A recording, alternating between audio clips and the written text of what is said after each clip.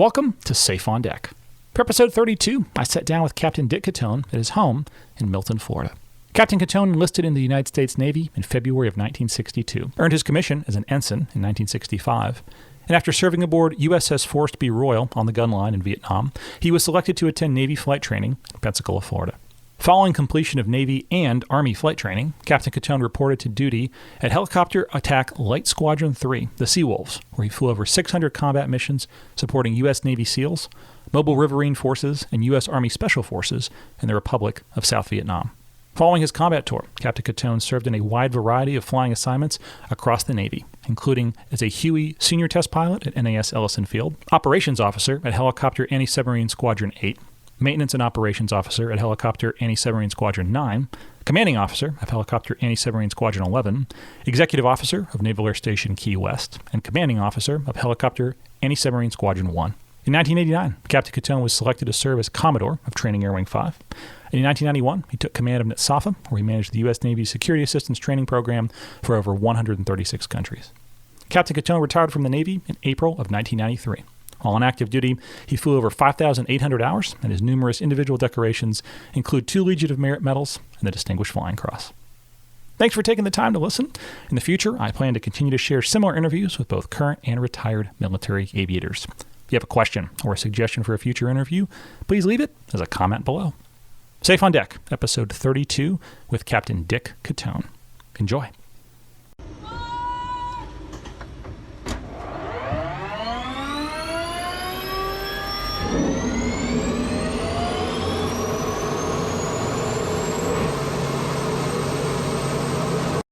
Dick, thanks again so very much for having me over. Start these all the same way, so I'll start yours the same way as well. Where were you born?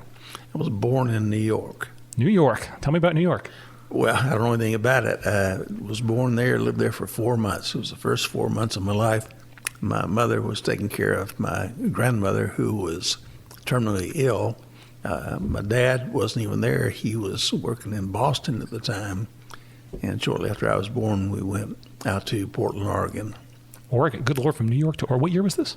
This was 1942. Okay, it's going to sound like a silly question. How did you get there? Train. Wow. I'm guessing you don't remember much of that, but what a way to cross the U.S. Not as an infant. I do remember, though, traveling from Portland. The next time my dad moved, we did in Pennsylvania for a few years. And that trip, it seemed like it took forever. I have very fond memories of my mother. It doesn't, because I guess I was quite a hellion, being on a train for a week. But it was an experience. You mentioned New York, Oregon. Where'd you grow up? Where do you call home? Atlanta is home. Atlanta. Where? What part of Atlanta? Well, right now it's called Greater Atlanta. At the time, we were pretty far out, but Atlanta has grown so much it's all the way to LaGrange, Georgia, and goes almost to Chattanooga, Tennessee. But it's a small area. It's a block away from Peachtree Road, and back when I was there, we didn't have much of anything. To be perfectly honest with you, even the buses ran the trackless trolleys. I went to elementary school there. Actually, I was in Pennsylvania. I stayed there through the 8th grade year, living with my football coach because I was the quarterback on our team. We won the state championship, in the little Catholic schools. Came home that Christmas to Atlanta when the family had moved back. I had a big science project that was going to be due in January. I said, if I go back, I've got to worry about that. If I stay here, I don't. So I stayed and finished there, and then I went to an all-boy Catholic military school. It was called Marist College. It was actually built originally in 1901 as a prep school. But as I say, then it was all boy military. I went there, for 4 years. And it was quite an experience. And I was very fortunate, because I love athletics and I played sports year round. From there, where was your interest in the military? I know obviously you had a long career in aviation, but where did it start there at that military school? Well, actually it did. And the ironic thing, at the behest of some of the people at the school, I applied for the Air Force Academy only because one of my section leaders, was in the inaugural group at the Air Force Academy. And ironically, he was, shot down and killed during the Vietnam conflict. But nonetheless, I was the first alternate. But luck would have didn't make it. The interesting thing, though, my senior year, some of the priests said, "What are you going to do about your vocation?" Because I'd been an altar boy since I was in the third grade. And so I went to the seminary for a year.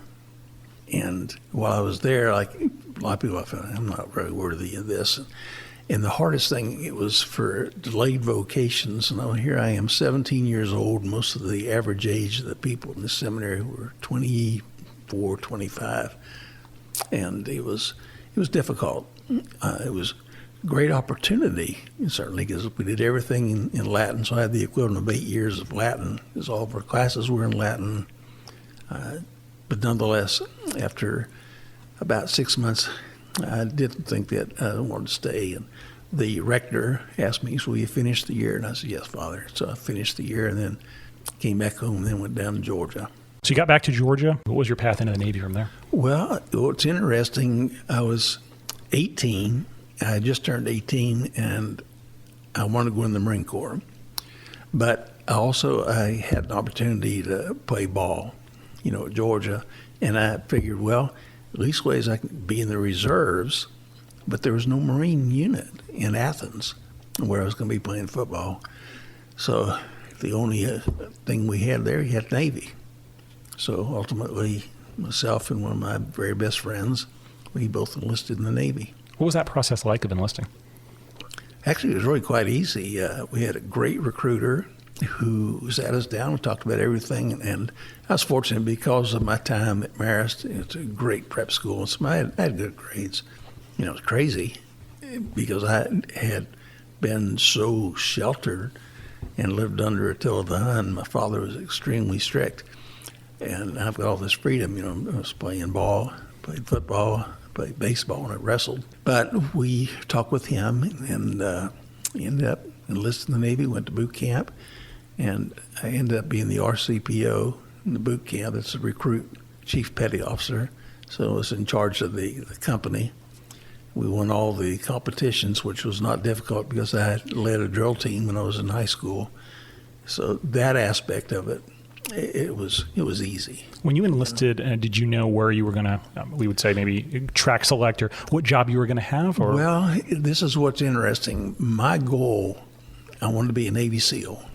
And I was training myself, towards that end. After having been enlisted for almost 4 years, the recruiter had told me early on, he said, "You really need to get a commission."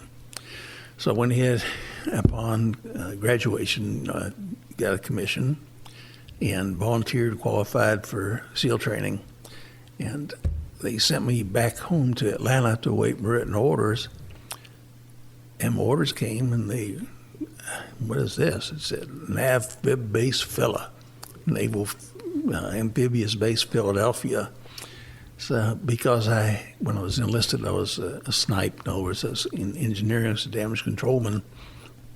They sent me to Philadelphia through damage control school, main propulsion school, nuclear, biological, chemical weapons school, advanced firefighting. So after 3.5 months of being up there, I had orders to tin can to destroy the Forrest Royal. Initially, when I was enlisted, I was on the Charles R. Ware. What's rather ironic is that I met a Marine colonel who was recuperating from some surgical procedures, and he and I became fast friends. It's Colonel Val Kucharczyk, I can never forget him. And he knew of my interest in the Marine Corps. And he said, if you want to fly, I can get you in the Marine Corps. Well, I'm a creature of habit. I felt, well, I've already committed. I've got these orders. I need to follow these things out. But we kept in touch.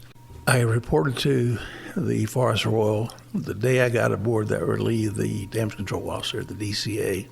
The next day I relieved the MPA, the main propulsion assistant. And a few months later, we found these messages looking for this ensign that failed to meet his class convening date for BUDS, basic underwater demolition training.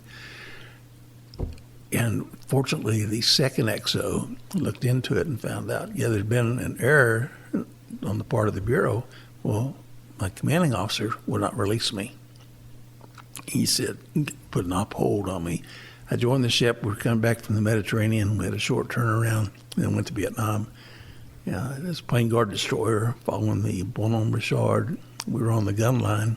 We did harassment, interdiction fire, H&I fire all night, and all call for fire missions in the daytime. In the meantime, I had an opportunity. I requalified 2 more times for SEAL training, and still the SEAL would not release me. They held me for 2 years. And what was interesting at the time, I had the opportunity when we were in Vietnam to fly with an Army gun team. Landed them on our dash deck, the drone anti-submarine helicopter. We did not have the dash since we were in Vietnam, but it landed an Army gun on our fantail. And the guy said, "You want to go with us for a day or so?" Yeah. And the good XO said, "Yeah, go ahead." So that was my first taste, of being a gunship pilot. And I said, "This is really neat." And so the XO said, "Have you thought about aviation?" Well, I'd gone to OCS in Newport where they never mentioned that, and already told you about my goal, for SEALs. So I took the test for flight school, and I maxed it. I'm very proud of that. The Bureau dropped the card expect orders in 2 weeks. It was a year later. When we were coming back, we finished our last mission on the gun line, and when the ship was transiting back to Mayport, I was released, and I came to Pensacola. Is it hard to look back on that and wish the path not taken? No, not really, because I had the opportunity. I've worked very closely with the SEALs and Special Forces a lot, especially early on in my aviation career, and then subsequently when I was stationed at Key West. It was reunited with Special Forces buddies that I had worked with in Vietnam.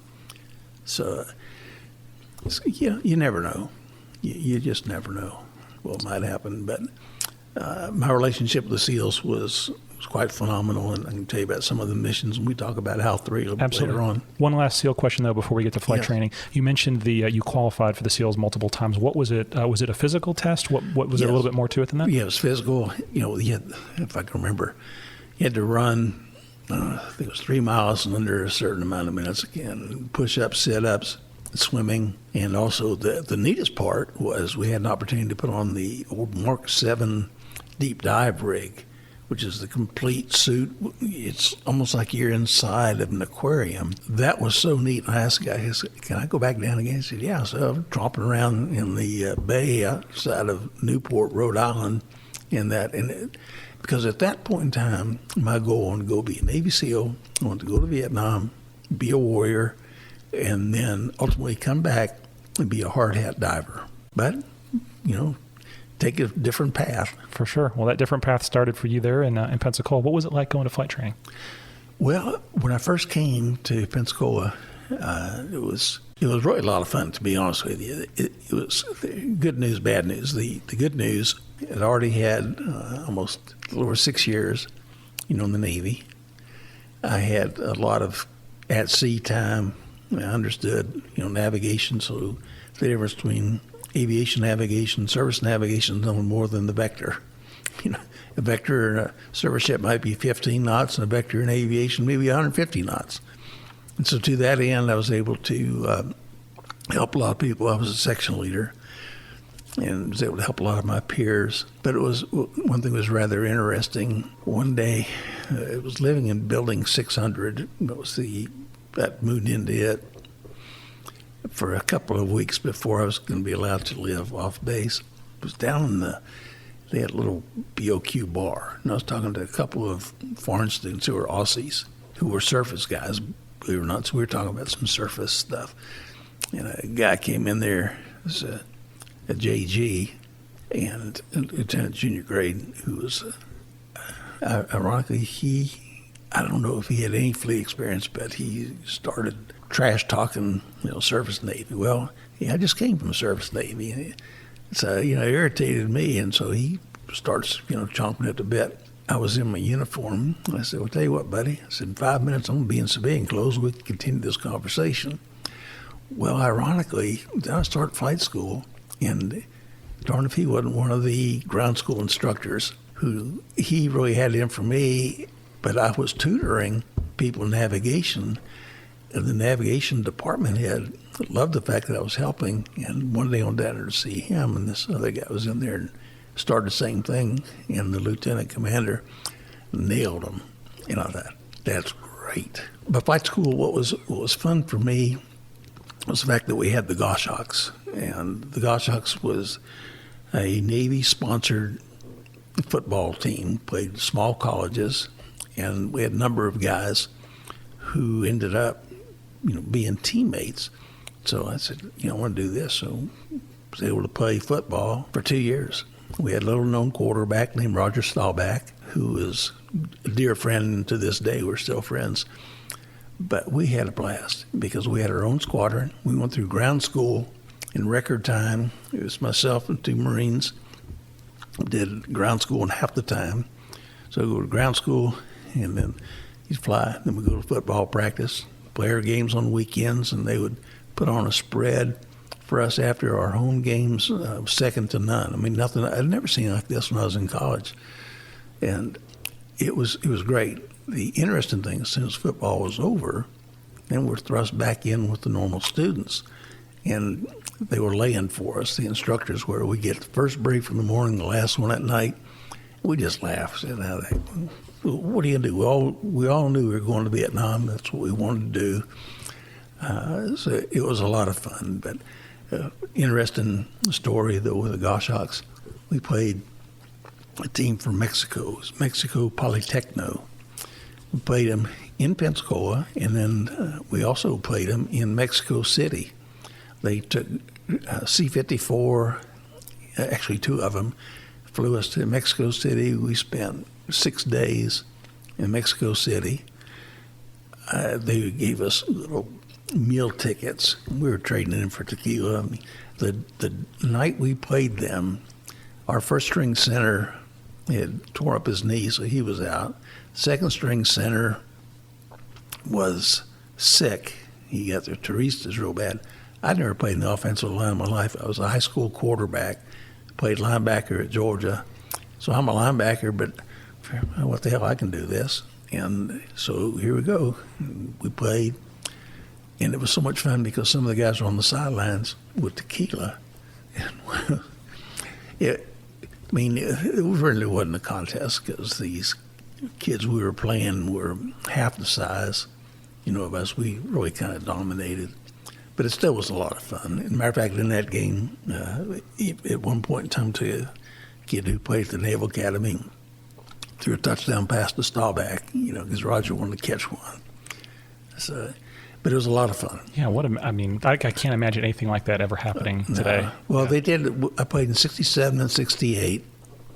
And then, I was gone. When I came back, it was the last year, but had been a newlywed, and it was going to be kind of hard then to go back because I would get through usually with practice around, 1900, 7 o'clock in the evening, and go grab a bite to eat, and go study your procedures, and get ready for the next day. For sure. Well, you mentioned the ground school, the academic side of it. Flight side, what airplane were you in for your primary flight training? Well, the old T-34B. The Bravo, yeah. Yeah, no air conditioning. And interestingly, my instructor was also my roommate for a while, and he was playing ball with us. So it's like being with your best friend.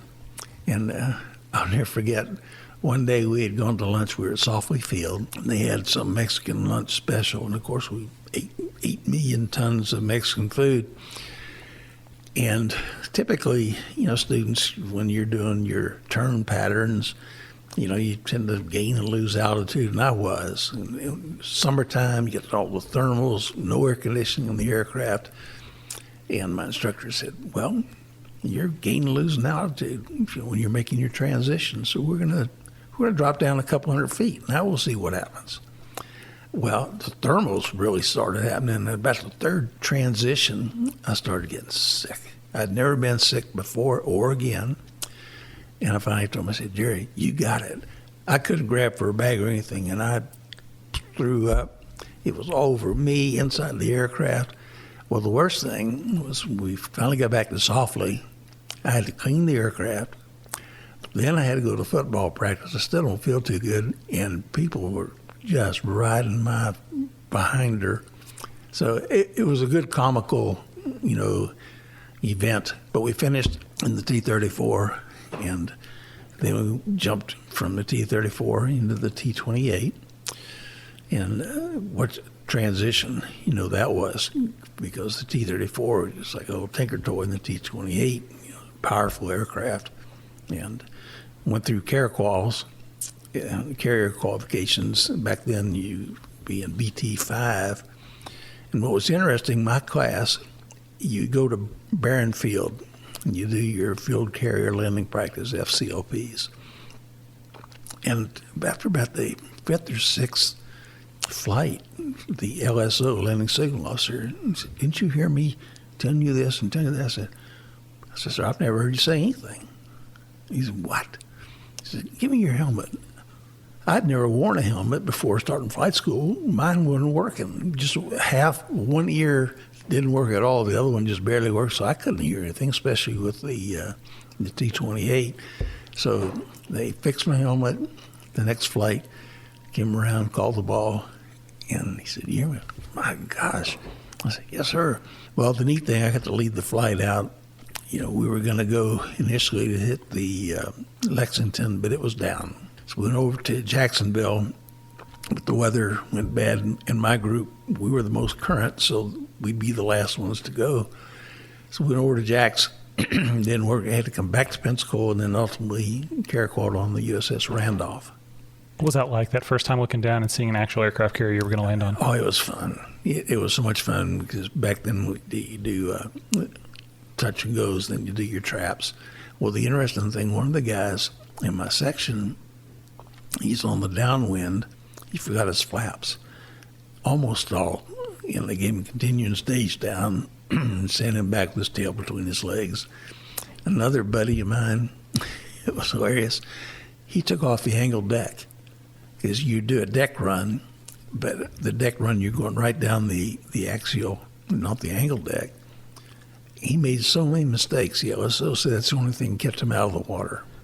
So I've teased him for years. We remained very, very close friends. Well, the fun thing then, we were coming back to land after our carrier qual. It's Softly, and I asked the runway duty officer, who ironically was my initial flight instructor roommate and fellow Goshawk, I said, "I want a short field turnoff. We're going to do a high-speed entry short field turnoff." We came in cross field about 220 knots. You advance I can still remember, manifold pressure, 48 inches manifold pressure, half flaps, canopy open, speed breakdown, and did everything perfect. I touched down, I must have been going the speed of heat. Tried to do a short field turnoff, almost turned the T-28 over, and ended up having to take it all the way down. But that was it was a fun thing. I enjoyed that. When we get through with that, went through then advanced instruments, went to another squadron. It was at BT6. And I did my BI in 3 days and was doing real well. And the flight instructor said, "You want to finish? You want to go through all your advanced on one long flight?" Sure. Normally BT6 was about a month. I was there 2 weeks. So we went to Tucson, Arizona, and back. So did the entire advanced training stage. From there, now we go to Ellyson Field, little TH-13 Bell, small helicopter. You have wooden blades, a little Lycoming engine, 135 horsepower Lycoming engine. The aircraft were grossly underpowered. And at the time, myself and my buddies who were playing ball, some were little bigger boys. And so they gave us the skinniest flight instructor, because there were times we couldn't even get out of the chocks because the density altitude would be, 3,000 feet, and just didn't have enough power. And so we'd get first hop in the morning, And I became the auto rotation king. My instructors told me, he said, you do auto so well, much better than you do normal approaches. So when you do your solo, which was a legitimate solo, we had sandbags in the other seat.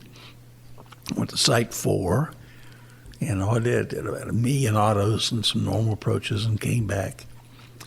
Once we were through with that, we jumped into the H-34.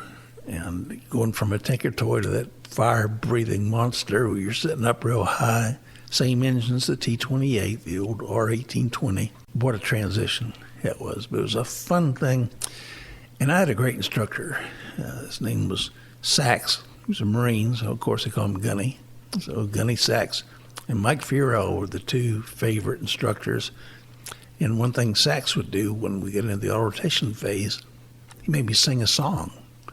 And I said, so why I got to do this? He said, because I want it to become automatic so you don't have to think about anything. And that was one of his fortes.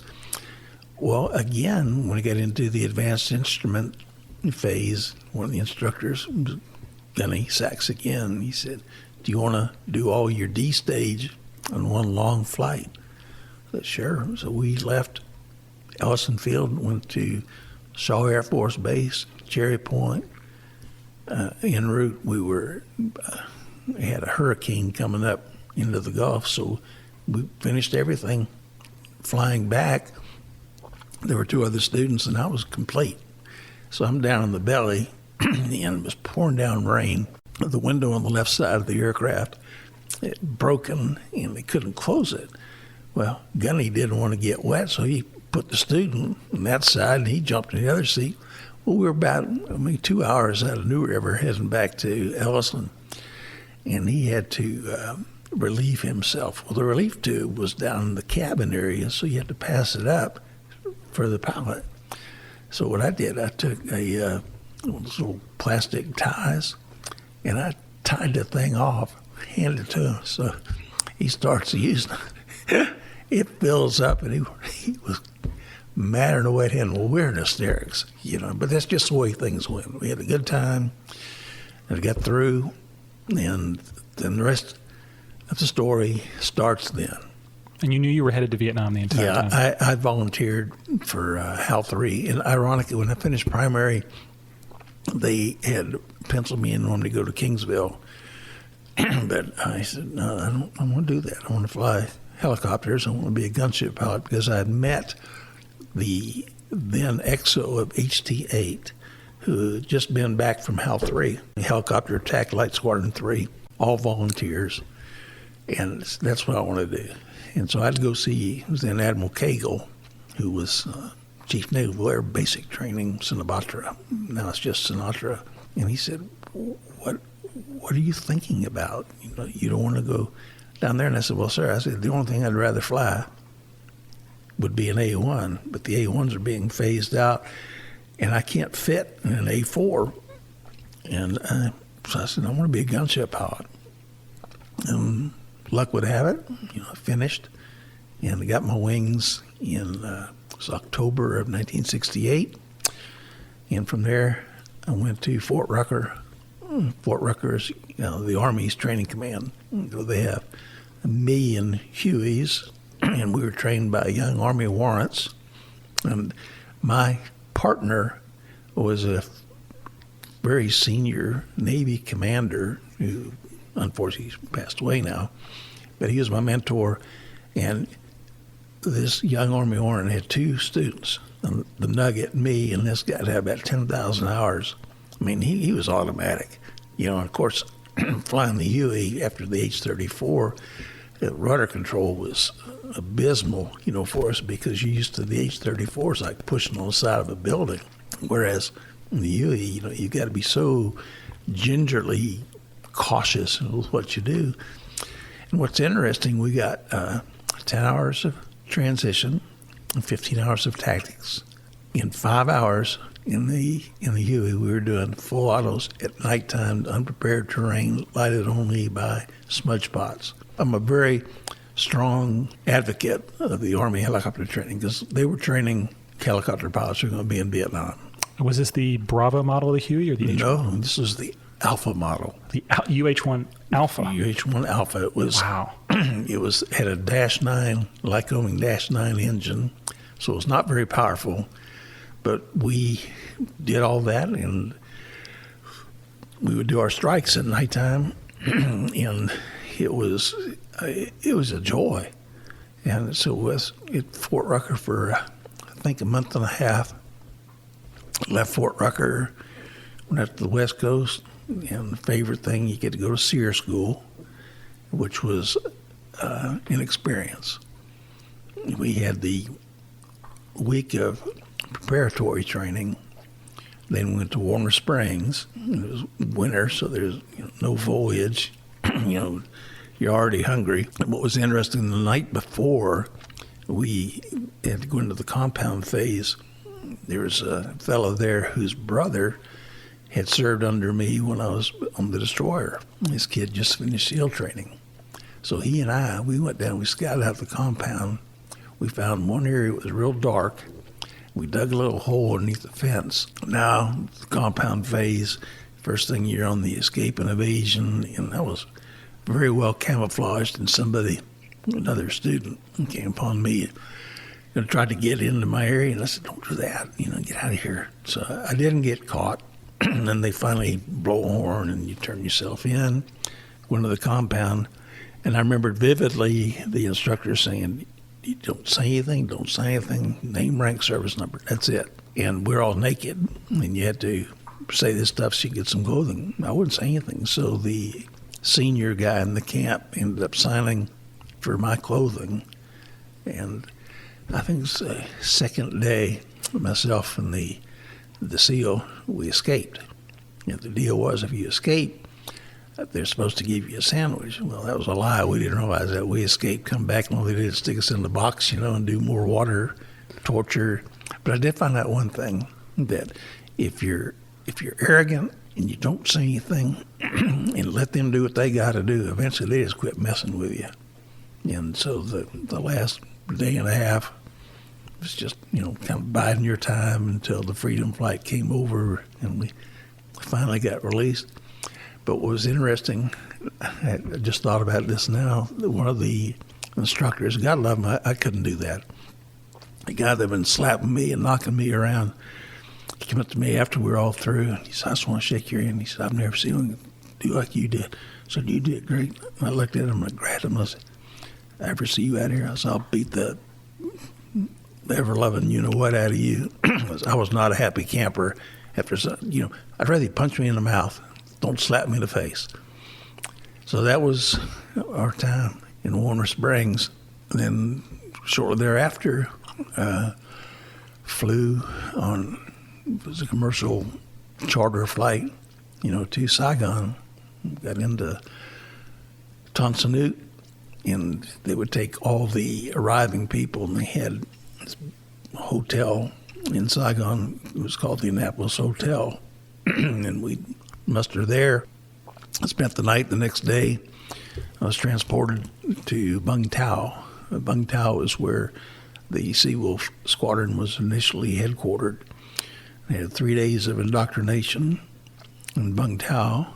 And the interesting thing, the Bung Tau, it's now a beautiful resort area where our BOQ, if you will, is an old French hotel, just a little two-story, not much more than a cinder block thing. But what's interesting is about 2 miles away, the Australians had a beautiful compound with an Olympic-sized swimming pool. They had a club, and so we'd go down there. And the thing that was ironic about it, on the beach, and there was concertina wire that went out probably maybe 1,000 yards. The other side of the concertina wire was an R&R camp for the NBA. So here you are, your enemy, they're out there partying on one side of the concertina wire. We were the Aussies on the other side. I was there 3 days, and then it was time to go out to my detachment, which was located at Dongtam on the Mekong River. And one of my very dear friends, he and I played ball at Georgia together, played in Pensacola together. He got his wings ahead of me. We're flying into Dongtam, and the POL, the petroleum place where you refuel aircraft, was on fire. aircraft was shot down as we're flying in. I land, my buddy comes out, put a steel pot on my head, a flak jacket on me. He says, "Welcome to Vietnam." I said, "Holy God." And so we took a Jeep, and we were going to go up to where the hooch was. And hooch is your living quarters. And on the way up to the hooch, an RPG rocket-propelled grenade went off in front of us. And now we're overturned in a ditch, made into a bunker, spent the night in a bunker. And a very good Lord. And every day we were getting hit. Every single day there'd be fire coming in from the local NBA and the BC. And March 26th, 1969, I'd flown all day in support of the SEALs on Toison Island. Came back in. We just refueled, rearmed, and we're going to grab a bite to eat. And the typical thing, you hear the sirens going and incoming.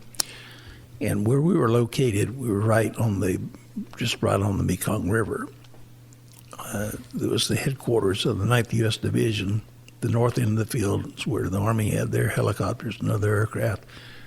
And we had 2 detachments operating out there. I was on Detachment 4, Det 4.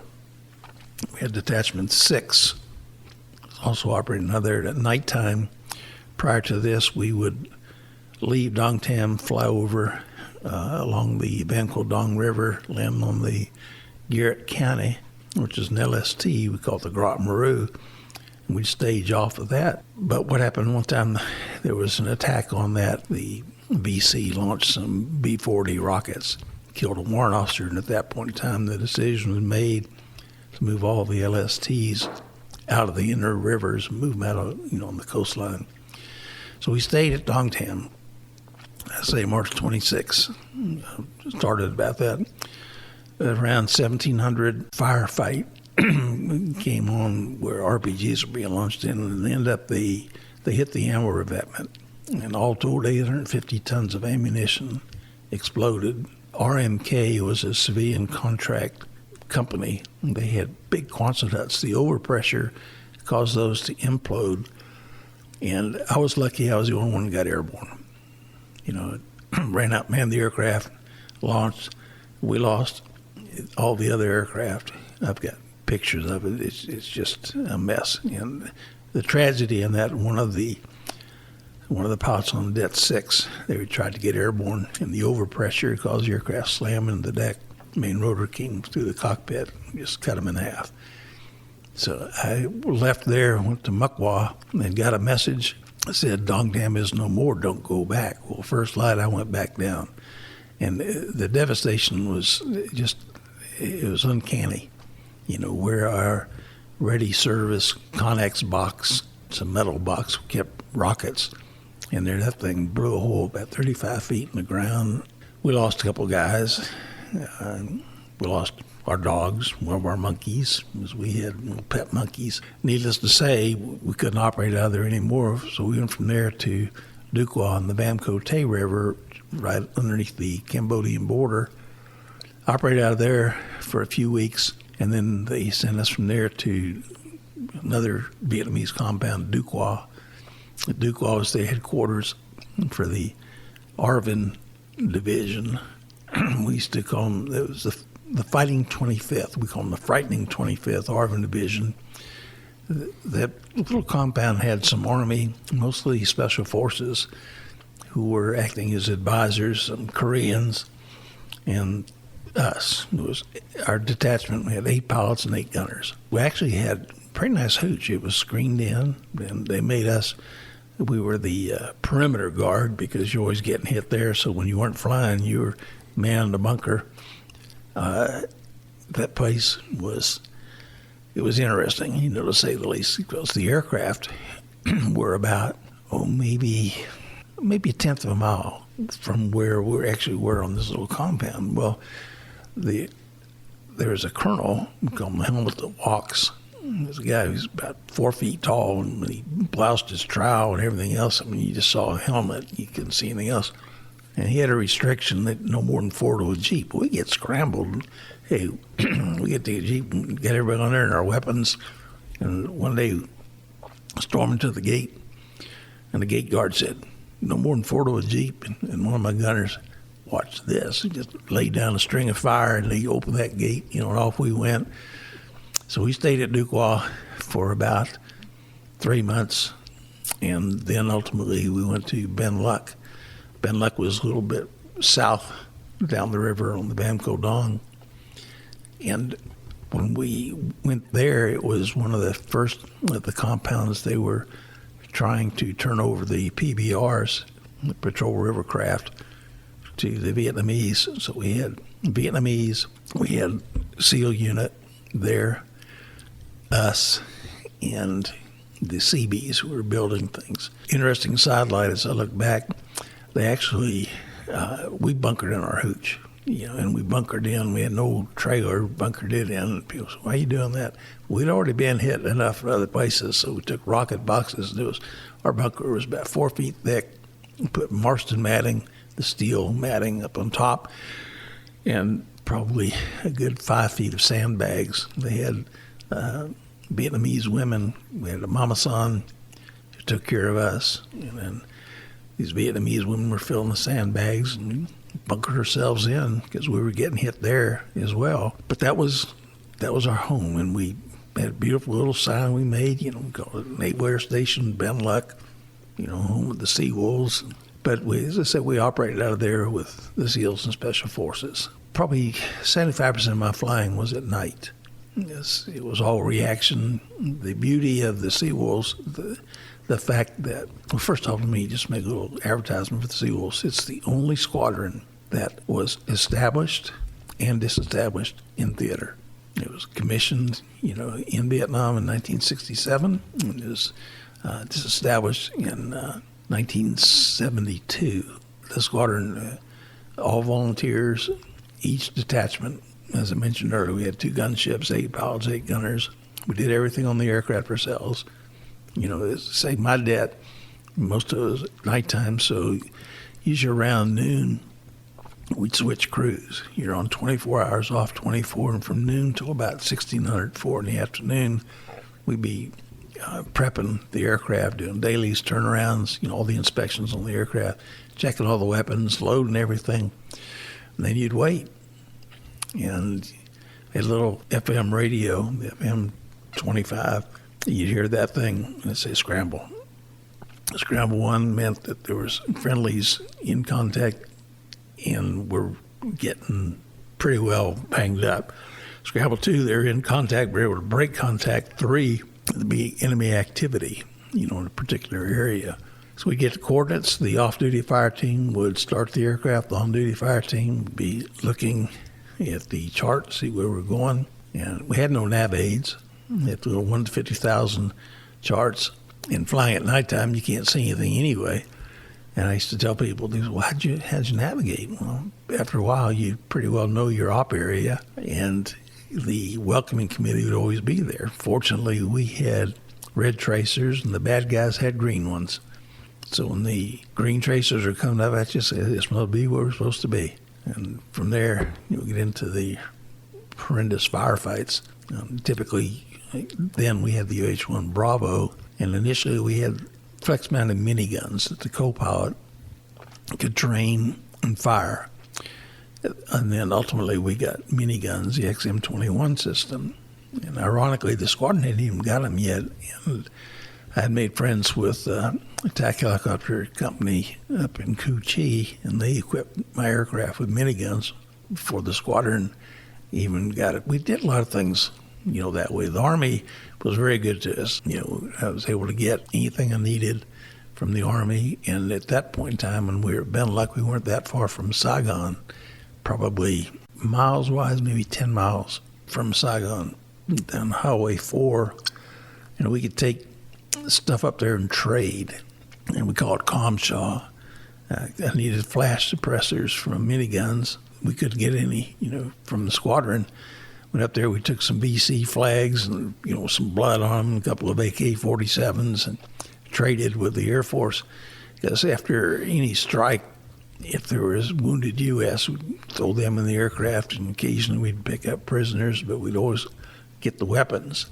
and great trading material. We had just countless numbers of AK-47s, but if we got a Chicom pistol or an SKS, which is a rifle, that was top dollar. I mean, you could get anything. And ironically, I digress, but when we left Duquois, one of my gunners, Norm Geist, God love him, he told the ONC, he said, let me get some stuff. All right, Norm. So he took a bunch of AK-47s, and God knows where all he went, but he came back. He had 2 deuce-and-a-half trucks, 3 Jeeps, and he even told the ONC, I got a Loach, an OH-6 Cayuse if you want it. And the ONC said, what am I going to do with that? He said, I don't know. So we moved from Benelux, drove through the Badlands with our little caravan. You know, we had 50 caliber machine guns up on top, you know, to suppress any of the bad guys that were trying to, you know, to take pot shots at us. And from there down to Benelux. Interesting sidelight when we talk about the gunners. These kids were amazing. Most of them were 17, 18-year-old kids. They had some training, but then we would do training on detachment. One of the few daytime missions we had, we escorted an Army group that was going into a hot LZ landing zone. There was 6, we call it Slick, which is a non-gunship, was carrying the troops, and we were providing gun cover. They had a CNC ship, command and control ship. It was a young Army warrant officer, and he had an Army captain. And they were vectoring the troops in, and he got shot down. And his last words before he went in, he said, Seawolves, get them blankers. I had a relatively new co-pilot, and my first strikes him, I was already down, you know, just a little bit above skids in the grass, and firing into this tree square, flew through all the debris, and the poor co-pilot froze on the controls. He was so scared, but hey, it is what it is. And then I landed next to the Loach, the OH-6 Cayuse. The observer, the Army lieutenant, he was riddled with bullets. He was dead. Took that warrant back to the compound. We refueled, rearmed. He got another aircraft, went right back. I mean, the heroism of these youngsters is just uncanny. You figure, here's an 18-year-old warrant officer doing these kind of things. But that was almost like a typical thing. But that particular day, we had expended. We had no more rockets. We carried a 50 caliber machine gun in the right door at the lead aircraft. We'd expended the door gunners. Had handheld M60s, the 7.62. We carried 10,000 rounds of 7.62 for miniguns. The door gunners could pack almost 2,000 rounds in a door box. Handheld M60s, we carried 800 rounds of 50 caliber, and we expended everything. The only thing we were left, we still had our M79 grenade launchers. The gunners are using them.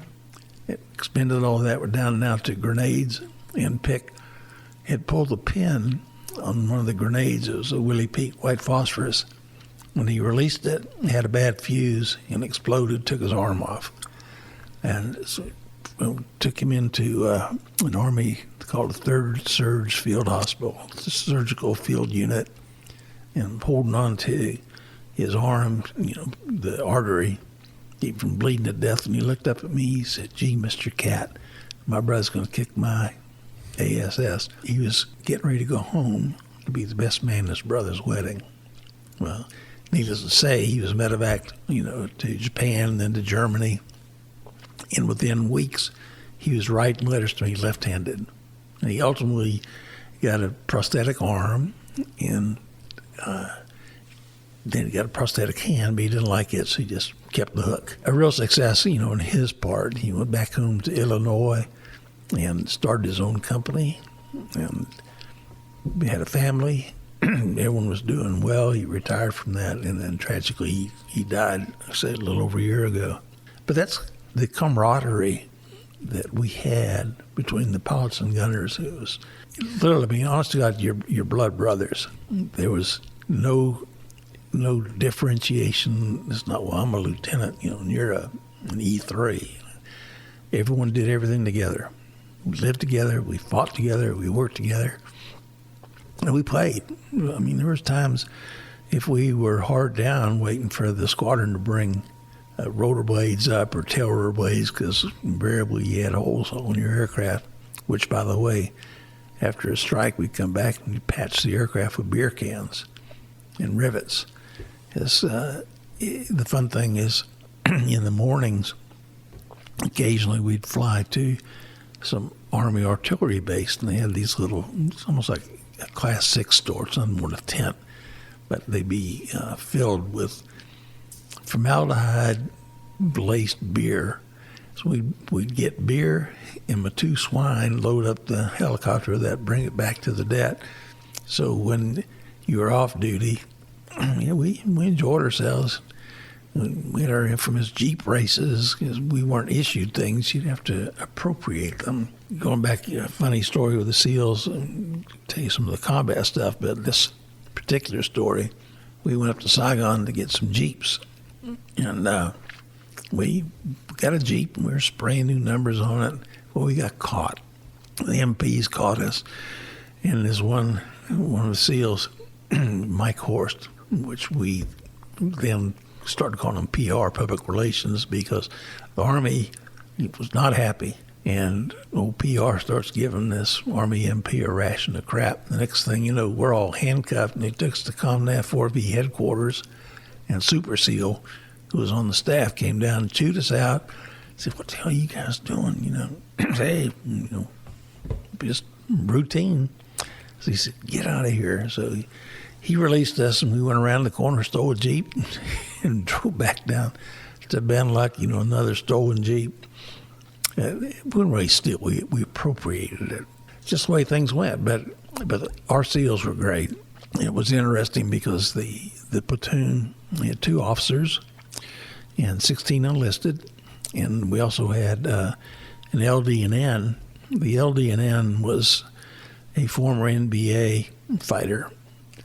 His name was Ah. If you looked at him, he looked like Swiss cheese. He'd been shot so many times. And when we do an op, again, everything was done at nighttime, we do a daytime visual recon, a BR, find out where the insert was going to be and where the extraction point would be. And the SEALs would take the little Boston Whaler and be, a squad. They'd go into a village with a VC, and they'd be on the periphery. Would go in his NBA uniform. Once they got the intel, then the firefight would start. And normally, there's nothing routine, but one particular night, they went in to this village, and unbeknownst to them, it was about 100 uniform NBA. So you've got 8 Navy SEALs, and 100 NBA, and we were at the airborne, knowing what time the extraction was going to be. I remember coming in, the first pass, my buddy's the ONC, Gary Gray. I said, "Gary, pop a smoke, let me know where you are." Well, he did one, and the bad guys did one. They weren't 10 meters away. And he said, "I need some rockets." I said, "You're too close." He said, "Put them on her head." And again, we had no navigational aids. We didn't even have radar altimeters. It's nighttime, and putting in strikes. I said, "Keep your head down." And we're putting in rockets just flying directly right on top of them. Miraculously, we got everybody out. We got back to the compound, and I told our operational commander I was going to stand down the fire team. And we did. Of course, we did more damage to ourselves after that because we broke into all the Matus wine, the beer, and it was just crazy, crazy times. But that's the way, our life went. It was, you might say shark terror, but you never thought about it. Not until you get back. You come back with 30, 40 holes in your aircraft. And another time we were scrambled one of our other detachments, Detachment 3. We had turned over part of our operating area. And our operating area was, they call it giant slingshot. You had the 2 main rivers, the Bamco Dong, Bamco Tay, that came off the Mekong River, headed north. So our operating area started to the north. We operated in 4 Corps, Northern 4 Corps and Southern 3 Corps. So I had from the west of Saigon all the way across to the Bam Kote up to the Cambodian border. And on the eastern side, the border was called the Angel's Wing and Parrot's Beak. So that was our area. There was, no hooches. There it's just the Nippopom, and it was the Ho Chi Minh Trail. And so at nighttime, there's always something going on. The PBRs be out there in ambush. If they got hit, we get scrambled. If Special Forces were on a mission, we get scrambled. And that's just kind of the way the routine went. I mean, every night there was something, going on. So we did this, just as I say, as a matter of routine. There were, many missions that would take on a different mode. One was daytime we got scrambled because the Army aircraft had gotten shot down. It was the paymaster. They had regular, U.S. dollars, because we would get paid in MPC, military payment certificates. And we were able to go in there, rescue those guys, and get the money. I don't know how much money was Army paymaster. And, of course, they were very appreciative of what we're able to do. But there's so many missions. I can recount going up there by Nui Bai Din, 17 in. Nui Bai Din was the mountain. The Special Forces had a group up on top of the mountain.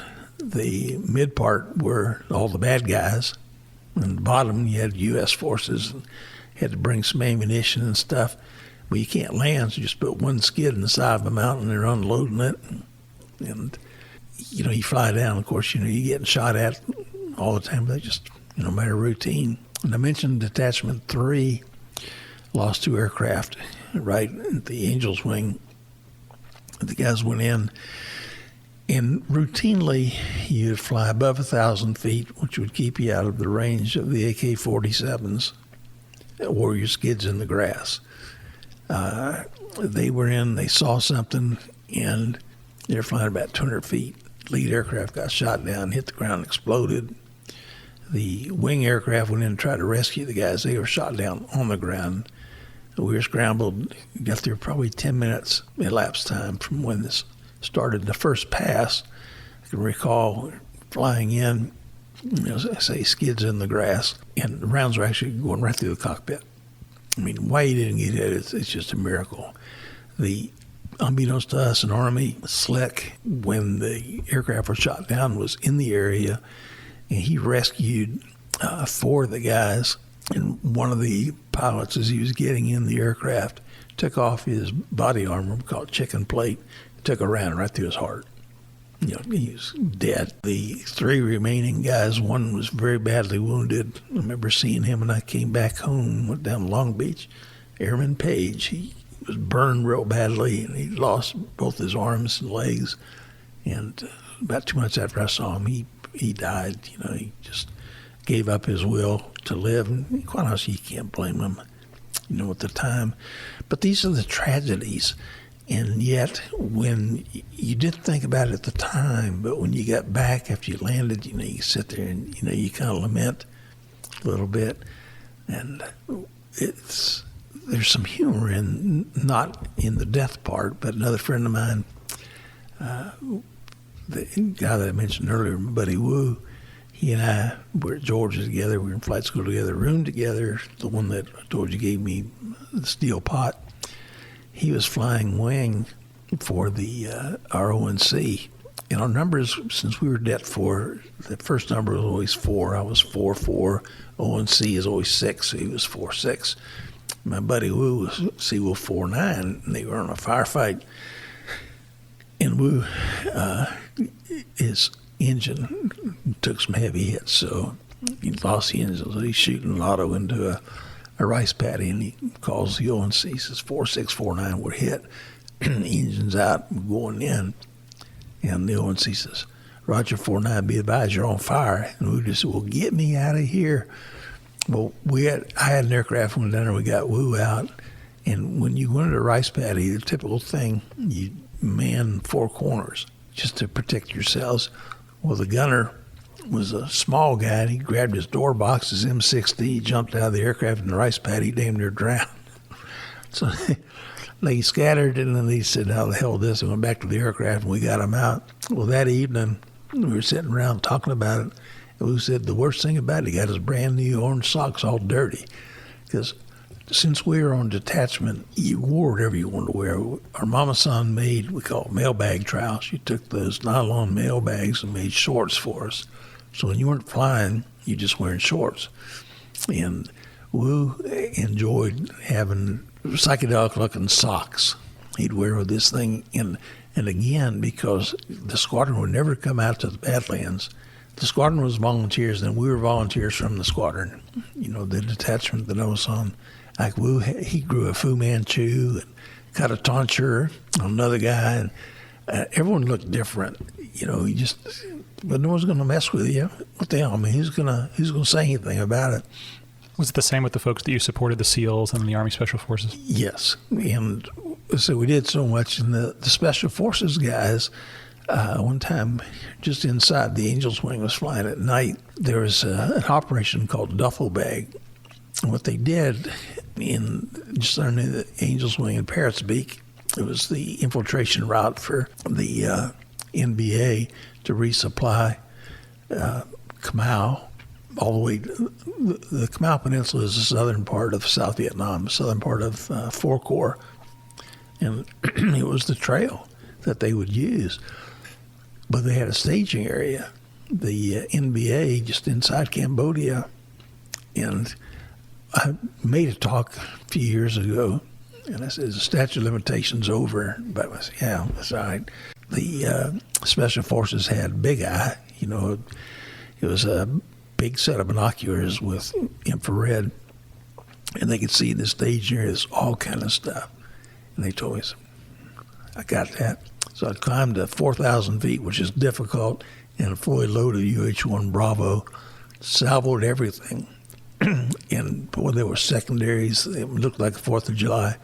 You know, it's one of those missions you just don't report. But we did it. Earlier, I was supporting Special Forces on the border, and I did all the reports. I was the ops officer on the det, and then became the assistant ONC. And we fill out your after-action reports and put the coordinates, and everybody went nuts. So you're not supposed to be on the border. You can't go within 5 clicks of the border.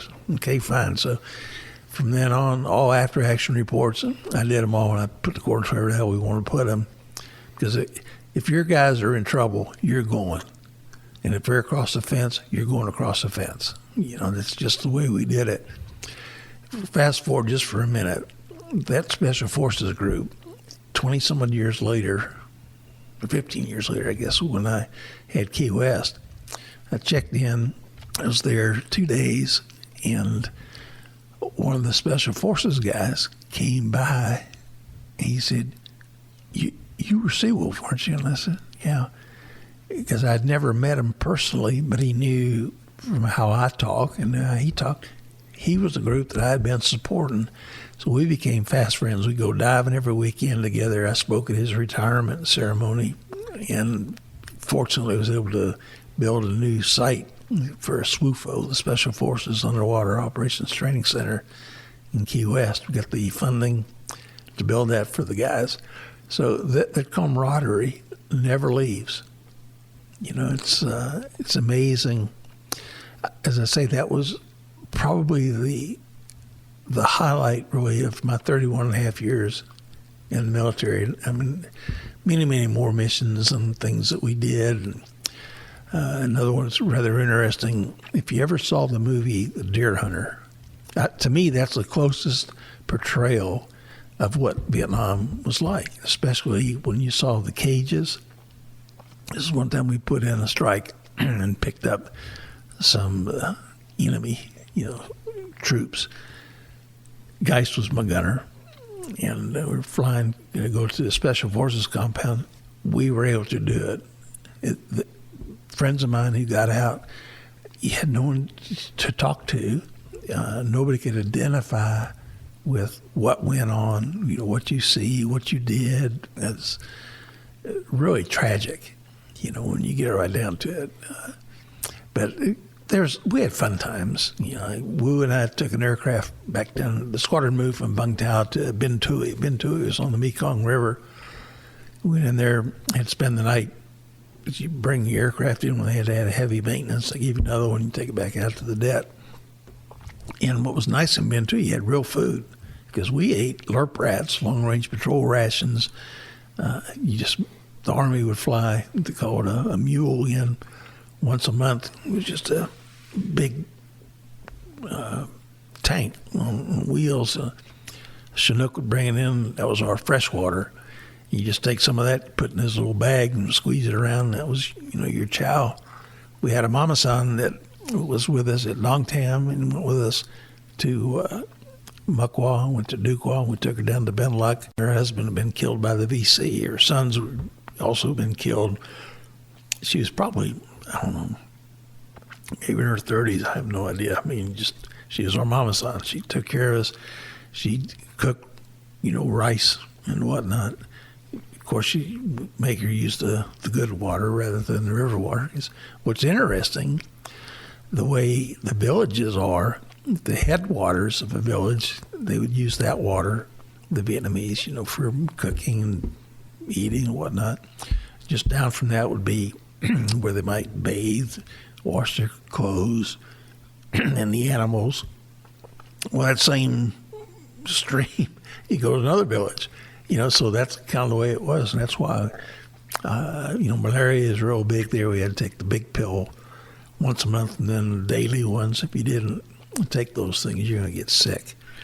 That's kind of the way life was. But that mama-san, one Christmas, we took a Sears and Roebuck catalog and told mama-san, she spoke hardly no English, and I could speak, a little bit of Vietnamese. Picked something out. She picked out a watch. So we got a watch for her. And then we also, occasionally you get something, back in the States. Mail was very few and far between. If you wrote a letter, by the time you got the response, it might be a month. I'll tell you a funny story on that in just a second. But we got a bunch of little gifts. A top, that you'd push thing up down with a whistle. Had a gyro. The Vietnamese woman, young woman, is Co. A man is Om. So you got Chow Om, Chow Ba. An older woman is Ba. Co is the younger girls. These Co's, they were just amazed by this. Well, I also got, there's a little toy called a bag full of laughs. It was just a bag, and there was a battery-operated thing. You push a button, they were petrified of that. We'd do that, and they'd run, they'd take the little hats, cover over their face because it would scare them so badly. But it was comical. It was really comical. When you first started flying with HAL 3, obviously you're not fully qualified in the aircraft. I'm guessing co-pilot, or 2P, and then you're going to work up to be an aircraft commander. Yes. And you're learning essentially in combat at the same time. Yes. What was it like? What was that transition from, obviously you had great Navy training, great Army training, but this is the first time I'm guessing you've ever been shot at. This is the first time you're flying in that very demanding environment. What was that transition like? And then on the backside, you ended up being, I'll fast forward a little, you ended up being instructor pilot later. What was it like teaching others and getting other people into that mindset themselves? Well, I tell you, the interesting thing, the biggest transition, when we were at Fort Rucker, we were doing a lot of firing, but no one was shooting back at you. First night mission I was on, all of a sudden those tracers coming up at you look like basketballs. You know, holy crap! And then they start hitting the aircraft. You can feel it when they hit the aircraft. But you start out you had a fire team, be 2 aircraft. You start out flying the left seat in the wing aircraft. So your job, you would be firing the handheld. Then M60s, and then ultimately the XM21 miniguns. But you also would be navigating, and then you went from there to co-pilot in the lead aircraft. And again, it was a little bit more on the navigational side. With the 1 to 50,000 charts, you're still, firing, but you're not doing the rockets. The pilot in the right seat would be doing that. From there, you transition to the AHAC, the Attack Helicopter Aircraft Commander in the wing aircraft. And now you're flying wing on the lead, and then ultimately you become the fire team leader. And most times it would take nuggets anywhere from maybe 6 to 9 months. 6 months on the short side, 9 months. I made fire team lead in about 3 months. So it was a lot of responsibility. Our detachment, we had a mid-range lieutenant commander, the first ONC. Now, I had a great person to teach me an awful lot. He was one of the 4 Cuban pilots that we had in the squadron. These guys had all escaped from Cuba. They'd gone to the equivalent of the Naval Academy in Cuba, came to the States, went through flight school, got their wings. They all went back during the Bay of Pigs. All of them got shot down in the Bay of Pigs, came back to the States, and ended up in HAL-3. And this one that I flew with, Raul Vasquez, was like Vasquez. Raul was phenomenal, tremendous tactician, funnier than Dickens. He get excited, and he said, "You fucking blah, blah, blah, blah." He said, "Hey, Raul, slow down, what the hell are you saying?" But one of the things that Raul did when during the dry season, had what's called the Plain of Reeds. I mentioned earlier about giant slingshot, Angel's Wing, Parrot Beaks. There was a big area that was part of the infiltration route coming out of Cambodia. When the dry season, the bad guys would move at nighttime, and they're under the cover of the Nipah palm, because it would be maybe upwards 6 to 8 feet high. And they could hide as they're going down, bringing munitions and everything else to resupply the southern part of Vietnam. And then they'd go back, under the cover of darkness. Well, what Raul did, it was really neat, because we launch usually about maybe around 2200, 10 o'clock at night, knowing they've already moved down with nothing on the aircraft but white phosphorus rockets. It would burn that stuff down. So now they don't have any cover when they're coming back. And so in the morning, we'd launch with nails, flechettes. Their 17-pound warhead, rocket, had they looked like nails. They're about 2 inches. And when you'd fire them, depending upon the angle of attack that you would use, as to the spread you would get. And they were a phenomenal anti-personnel weapon. You couldn't use them in the proximity of friendlies at all. And it was only good, during the dry season. And even our rockets, in the wet season, during the monsoons, we'd use proximity fuses, because a normal APIT, armor-piercing rocket head, would just go into the mud.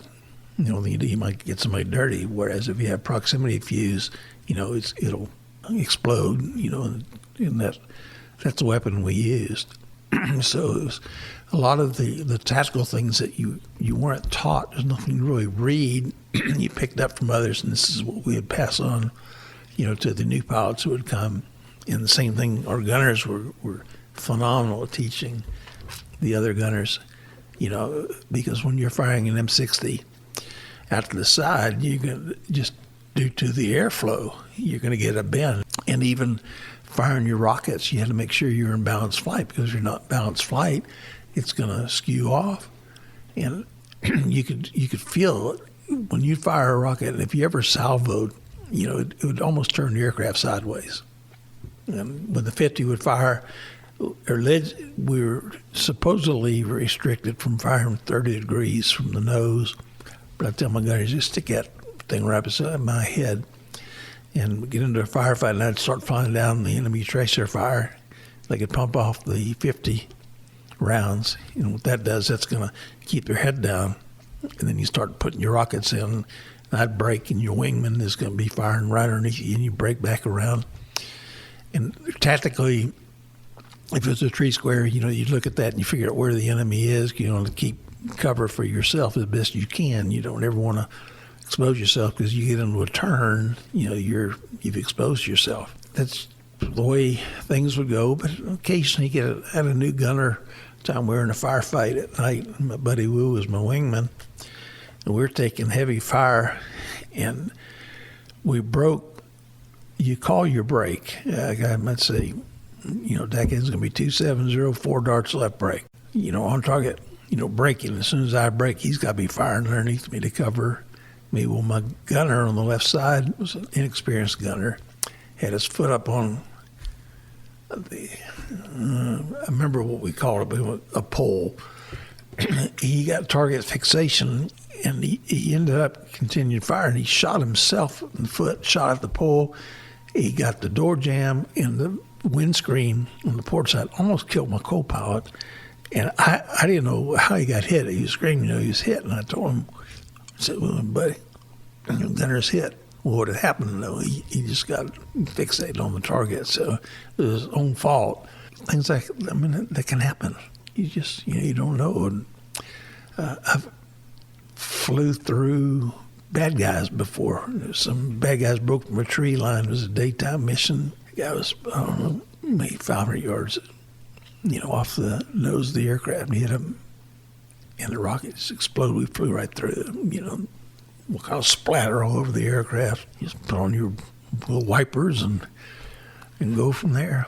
Flying at night unaided, and that's something that I think a lot of people don't necessarily have appreciation for. It's one thing when you have these incredible, Anvis 9 is what I flew with, the goggles. Yeah. There's even some of the white phosphorus stuff that's out there that's even more impressive.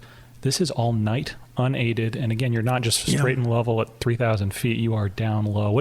What gets you ready for that? How do you work into that level of proficiency? Just by doing it. And it's interesting because subsequent to HAL 3, I tested the 5s, the 6s, seen the 7s, and then by then, we tried using the starlight scope, in the aircraft, but it's not gyro stabilized, and you couldn't because it was bouncing around so much as for the gunners. Now you just dependent on both pilots, being attentive to what's going on. As I said, we had no radar altimeter. You just turn the little balance ball in the airspeed.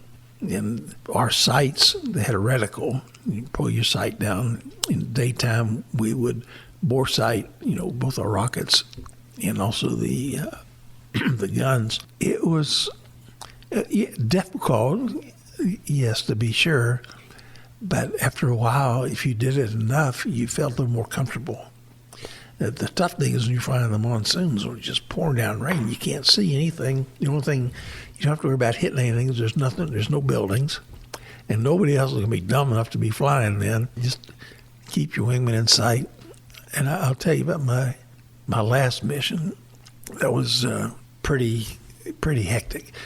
It got scrambled to support special forces. We're in a heavy firefight right on the Cambodian border. I had a relatively new wingman. And I told him, I said, I'm going to go in with all my lights out and try to draw the fire, see where it's coming from. Well, as luck would have it, they had 37 millimeter. Well, a gunship against 37 millimeter, it's not a fair fight.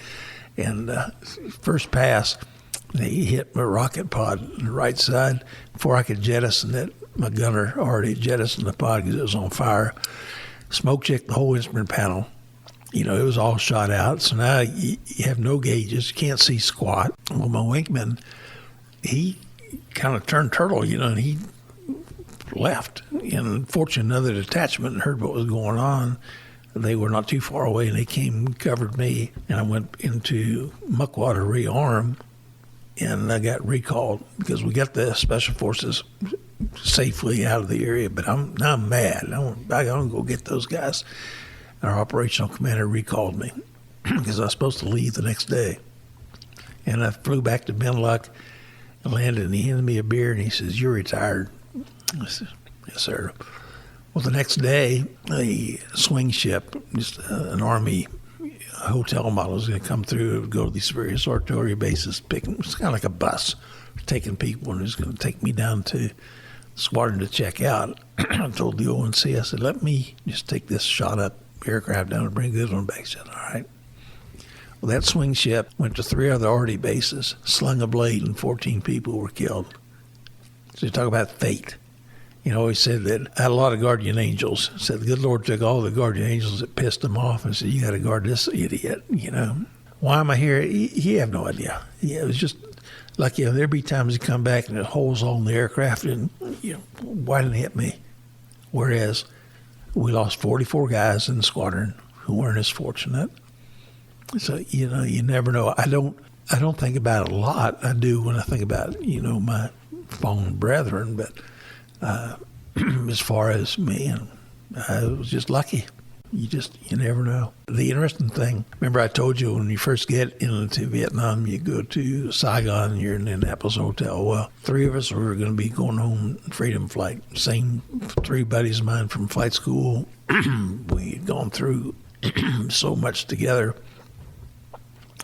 Well, we got to Saigon that day probably about 1700.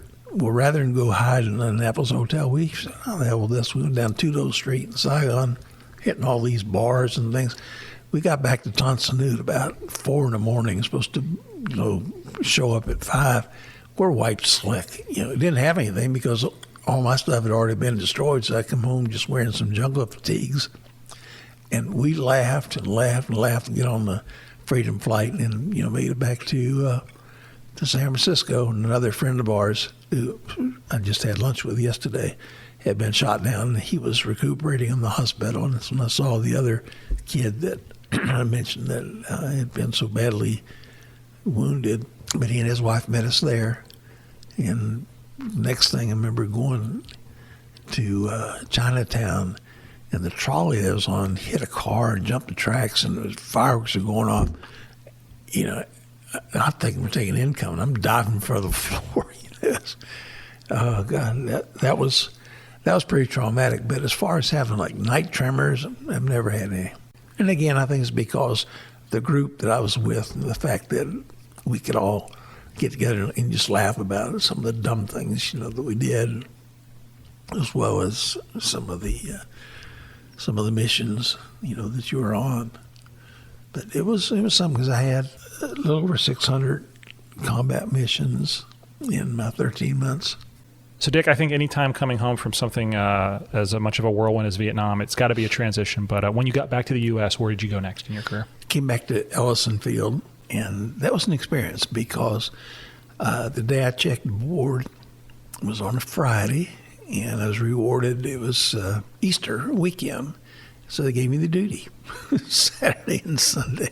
Always love for the new guy, huh? Yeah, I didn't mind. I said, "Now the heck with it." Then the following week, I started the IUT syllabus. Initially, we were down at Mainside, going through charm school. We flew, and it was rather comical because we were in there as a good friend of mine who had been a Marine, 46 pilot. We were in class with all the other IUTs, and there was an A6 guy that was bragging about the fact. He said, "God, man, things were really tough in Vietnam." One day I was 6 minutes feet dry. My buddy looked at me and says, "Hey, try 13 months feet dry." Shot him down in flames. And so we laughed about that. So I finished that and came back up to Ellyson, going through the little ground training for IUT. And the third day, I was in class. The maintenance officer at Ellyson, back then it was just HT8. And they had HT8 East Line and West Line. The East Line still had the little TH-13s. We hadn't gotten the 57 Alphas yet. West Line had H-34s. And we were getting ready to start getting the Hueys. And he called and he said, "Hey, Dick, can you come down here?" And I said, "Yes, sir." And he said, "I need somebody with your background here in maintenance. Do you want to come down here, and be my senior test pilot?" And I said, "Sure." I said, "I'm going through IET." He said, "Hell with that." So I need you. So when I'm going to start, he says, "Right now." So my books may still be sitting at some desk. So I never finished, that part of it. So I came back, I'm at Ellyson Field, and initially I took the line division. We had 170 people, and that was fun because it just kind of reorganized things. Unfortunately, we had some people who were masquerading as chiefs that really weren't. And I told the maintenance officer, "If I want to run this, let me run it my way." And so I took one chief, as an ADR, I'll never forget him. And his nickname was Chief GD It, because everything was like, GD this, but the guy was great. And I took the senior first class, and I broke everything down, the line division, into 4 groups. We numbered the aircraft, numbered the spots, so they had their own aircraft and take care of things. And then we started getting the aircraft in, and I would spend a whole day long just, testing aircraft. And then we got some Delta models that came in and worked all those. And then we got 16 Echo models from the Marine Corps they wouldn't let me go up there and get them because they knew I'd down them all. As soon as they got down here, I'd down them all, and then ultimately put them back together. But I would spend the day, starting out in the morning. I'd go in about 5 in the morning, pre-flight 4 or 5 aircraft, and just write down the discrepancies on the windscreen, come back whenever they do whatever they need to do on it, and finally get enough up aircraft. And then about 1700, I'd go home for about an hour and then come back and do my paperwork. But I was in heaven. And every Saturday, I'd go and fly test tops till about 1300. And we go to the Ellison Drive-In, which is now a racetrack gas station.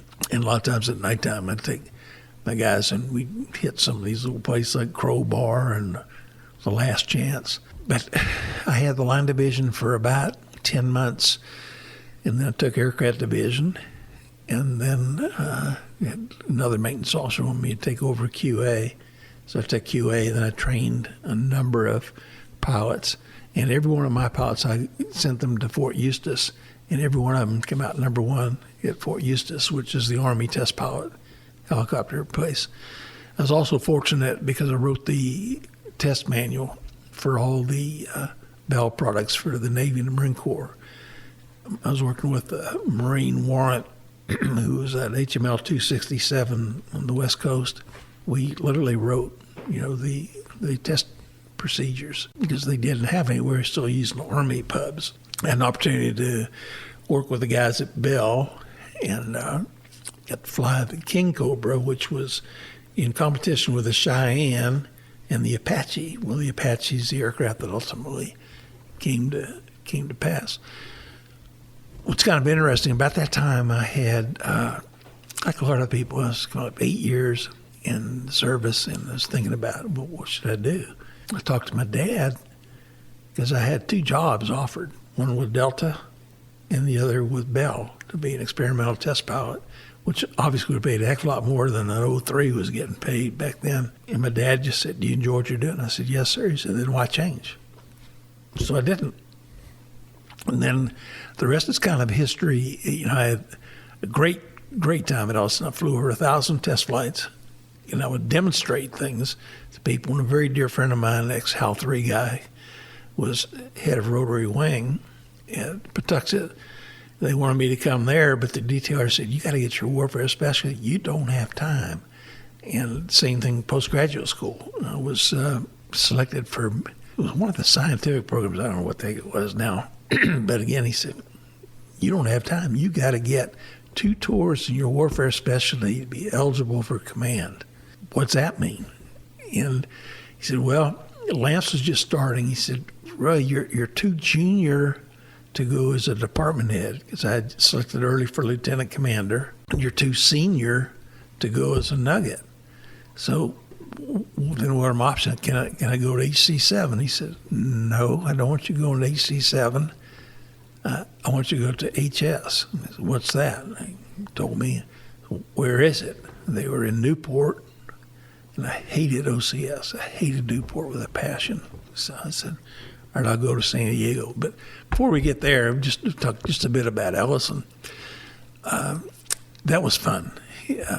Flying there was really fun. And I would fly.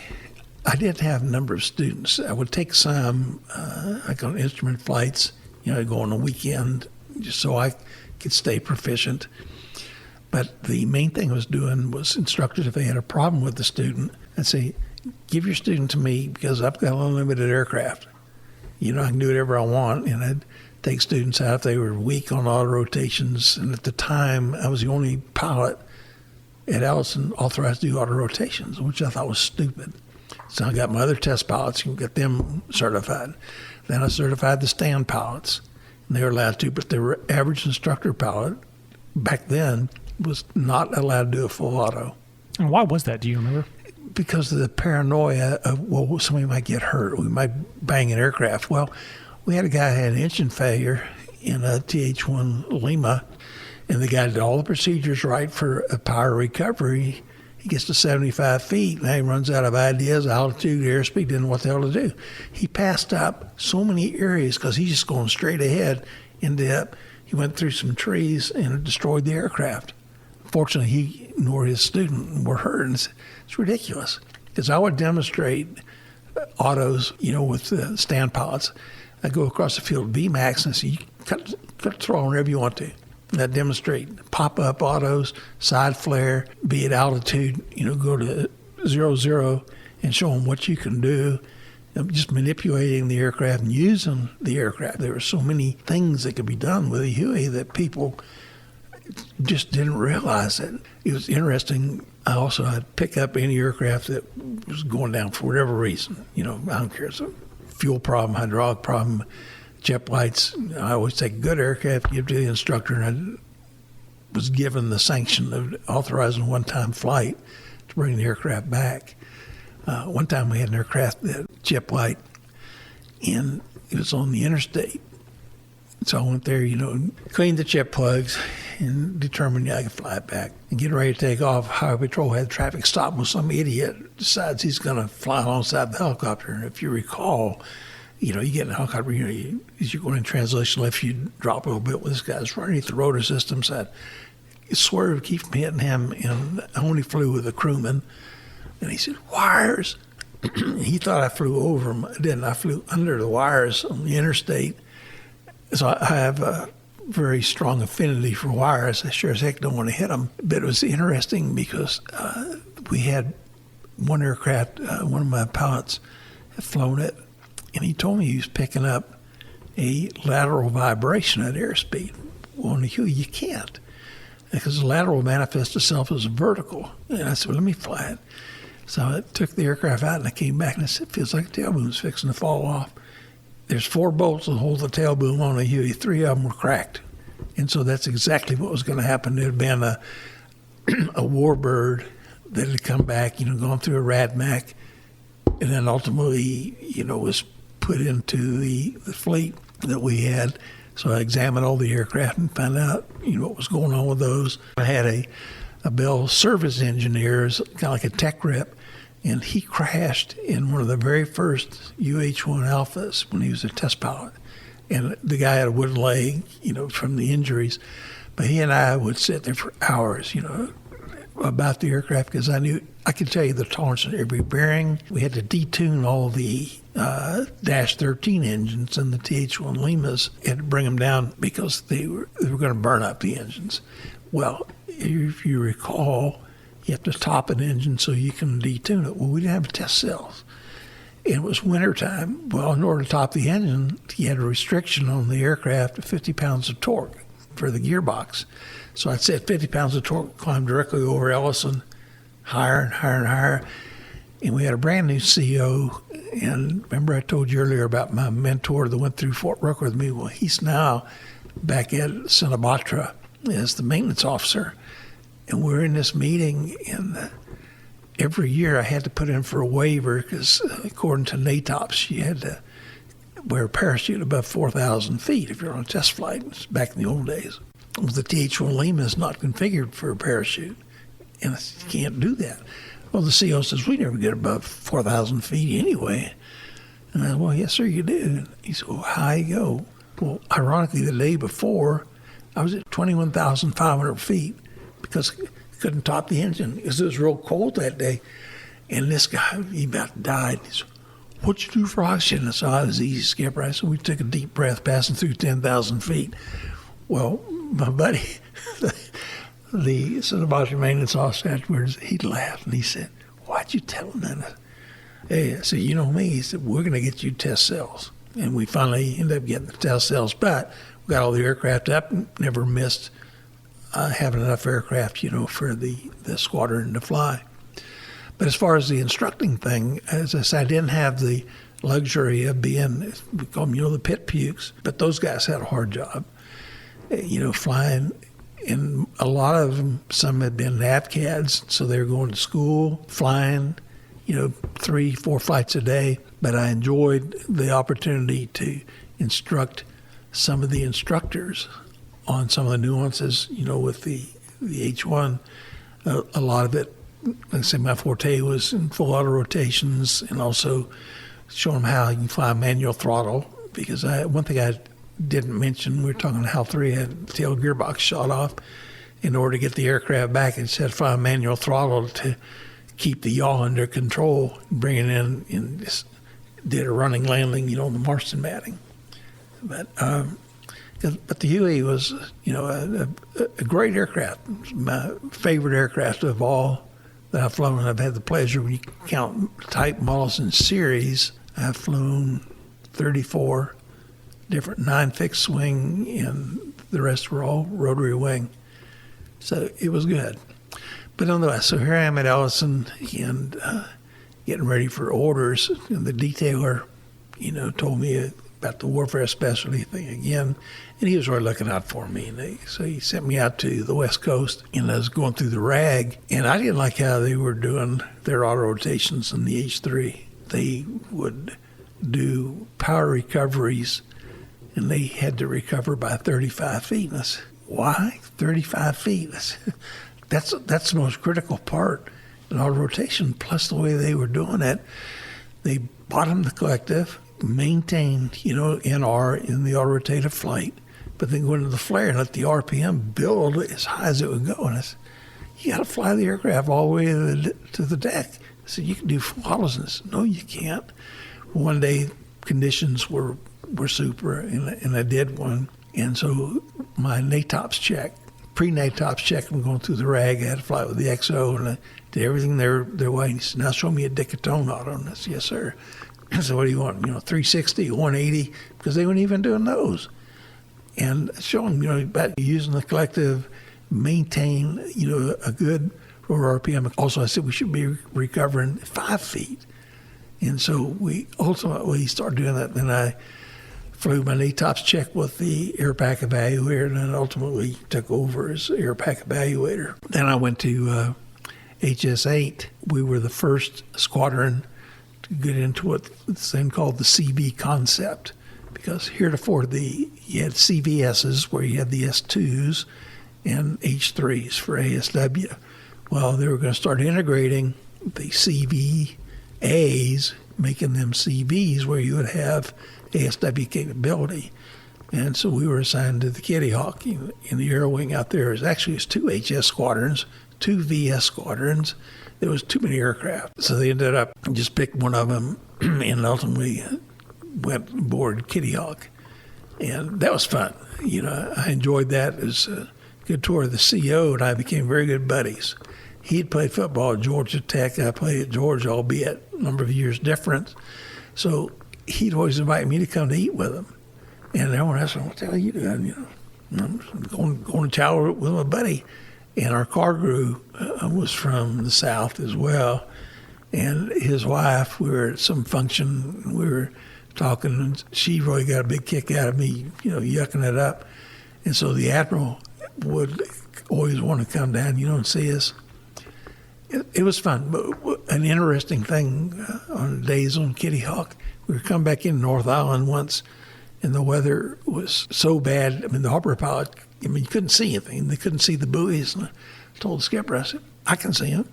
So launched, and I was flying about 20 feet off the water because he could paint me on the radar, and I was calling out the buoys. And that's how we got Kitty Hawk back in North Island one time. And you always got a kick out of that. Another time we're coming back, and you hate to fly off. It's always a pain in the butt. And one of the aircraft was down, only had one generator, and I said, hey, we're pretty close to IB. I said, I'm flying in there. It was daytime, so flew the aircraft in. Again, these are the things that today you just can't do. And when I joined the squadron, initially I was a safety officer, and then took over as the ops officer, but also did all test flying and taught everybody. And I would stay at nighttime, sometimes spend the night doing engine turns. And the maintenance guys, I got along so well with them. But it was a great squadron. I was the junior lieutenant commander, but I took every det.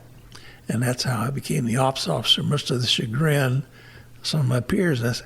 I said, don't blame me, I'm just doing my job. I'll help anybody any way I can. Well, towards the end of that tour, ironically, one thing that's kind of interesting, we were in Philippines, we call them hejos. People bring various things aboard of the ship to sell to the sailors. this lady had a whole bunch of boxes and stuff, and I was getting ready to leave the ship to go to a gym. Because when we come in port, I always want to go to the gym first and then worry about Liberty afterwards. And I helped her get all the stuff off.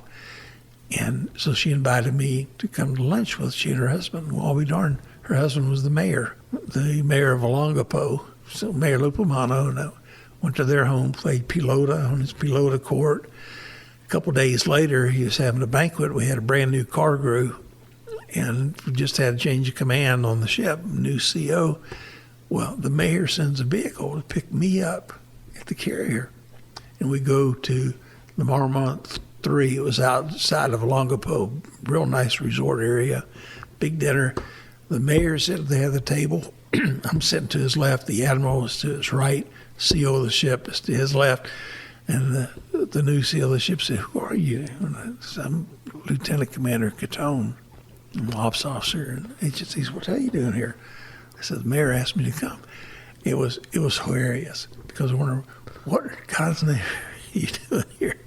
So that was my little Kitty Hawk adventure, but we cruised Kitty Hawk, and then we ended up, we were back at Imperial Beach for about a month and a half, cross deck to the Ranger, cruised on Ranger, came back, and went right back to Kitty Hawk again. And then when I'm getting ready to leave Kitty Hawk, I was going to probably be a RAG instructor. A friend of mine had a squadron. He'd been one of the RAG instructors, a senior guy. They were standing up recommissioning HS-9 on the East Coast, and he said, "Will you come with me?" And I said, "Yes, sir." So instead of going shore duty, I left the West Coast, came to HS-9. We cruised Kitty Hawk, the Nimitz. We were the first of the nuclear power task force. It was the Nimitz, the South Carolina, and the California. So I'd screened for command, spent a couple of months at the COMC base, but at the same time I was flying students at the RAG just because I enjoyed it. I'd fly at night all the time. And what was interesting, one afternoon, left work, went over and was flying. We're operating over at Mayport, and I got a call. There was the Forrestal was coming back in and lost one of their 100-man life rafts, went over the side, and there was a Russian trawler that had been following them. It was an intel ship. And he said, "We need that back." I said, "Yeah, I think we can have this." So I went in, landed on Forrestal, got their intel guys. They told me what was going on. Went out there to the trawler, and I told my crewman, I put a note in a bag and kept pointing to the ship, come by, ever closer, and I lowered this bag, and then there was a note saying, "We want that raft back." And luck would have it, everything happened well. But when you stop and think about it, here you are, flying at a Russian ship. But it was hilarious, and I got back and had to go brief the admiral and everyone else. And they said, "How'd you do that?" "Yeah, you just do what you got to do, Brought it back on in. And that was flying an H-3? Yeah, an H-3. What did you think of the H-3, especially compared to the Huey? Totally different aircraft. The H-3 is a great aircraft. I probably have close to 3,000 hours in the H-3. I really like the aircraft. I love the Huey, but the H-3, we could do anything. I've probably got 30-some-odd rescues in the H-3. Tell me about one of those rescues, because I don't know many folks that have that Sikorsky rescue patch. We were operating off the Kennedy. It was nighttime, and I was on an ASW mission. I'm about 50 miles from the ship, but of course, you got multiple radios, and I'm listening to what's going on the ship. And one of my junior plane commanders was plane guard. An EA-6 got a cold cat shot, and miraculously, the pilot, who retired as a flag, he was able to stop the aircraft. Well, the ECMO was following NATO's procedures. He punched. He got one swing in the chute, hit the island. It was in the water. Well, the plane guard helo was trying to rescue him, but the sea state was horrendous. He was lowering the swimmer, and the swimmer has a vest, and the gated D-ring in his vest that attaches to the hoist was ripped out from his vest, and he almost lost his swimmer. And meantime, I'm closing the ship, and I asked the pilot, I said, "Are you okay?" He said, "We got him. We got him." "Okay, great." And I said, how's he doing? I'm thinking the survivor. He was talking about a swimmer. And so I vectored him back to the ship, and we then decided we're gonna find this guy. Fortunately, my first crewman, we just started getting these called an Aldous lamp. And we're proceeding to the last known area, but the seas, we had something like 20-foot seas. The water temperature was 50 degrees. We're in the North Atlantic. Miraculously, the ECMO had been an air crewman at one point in time in his life.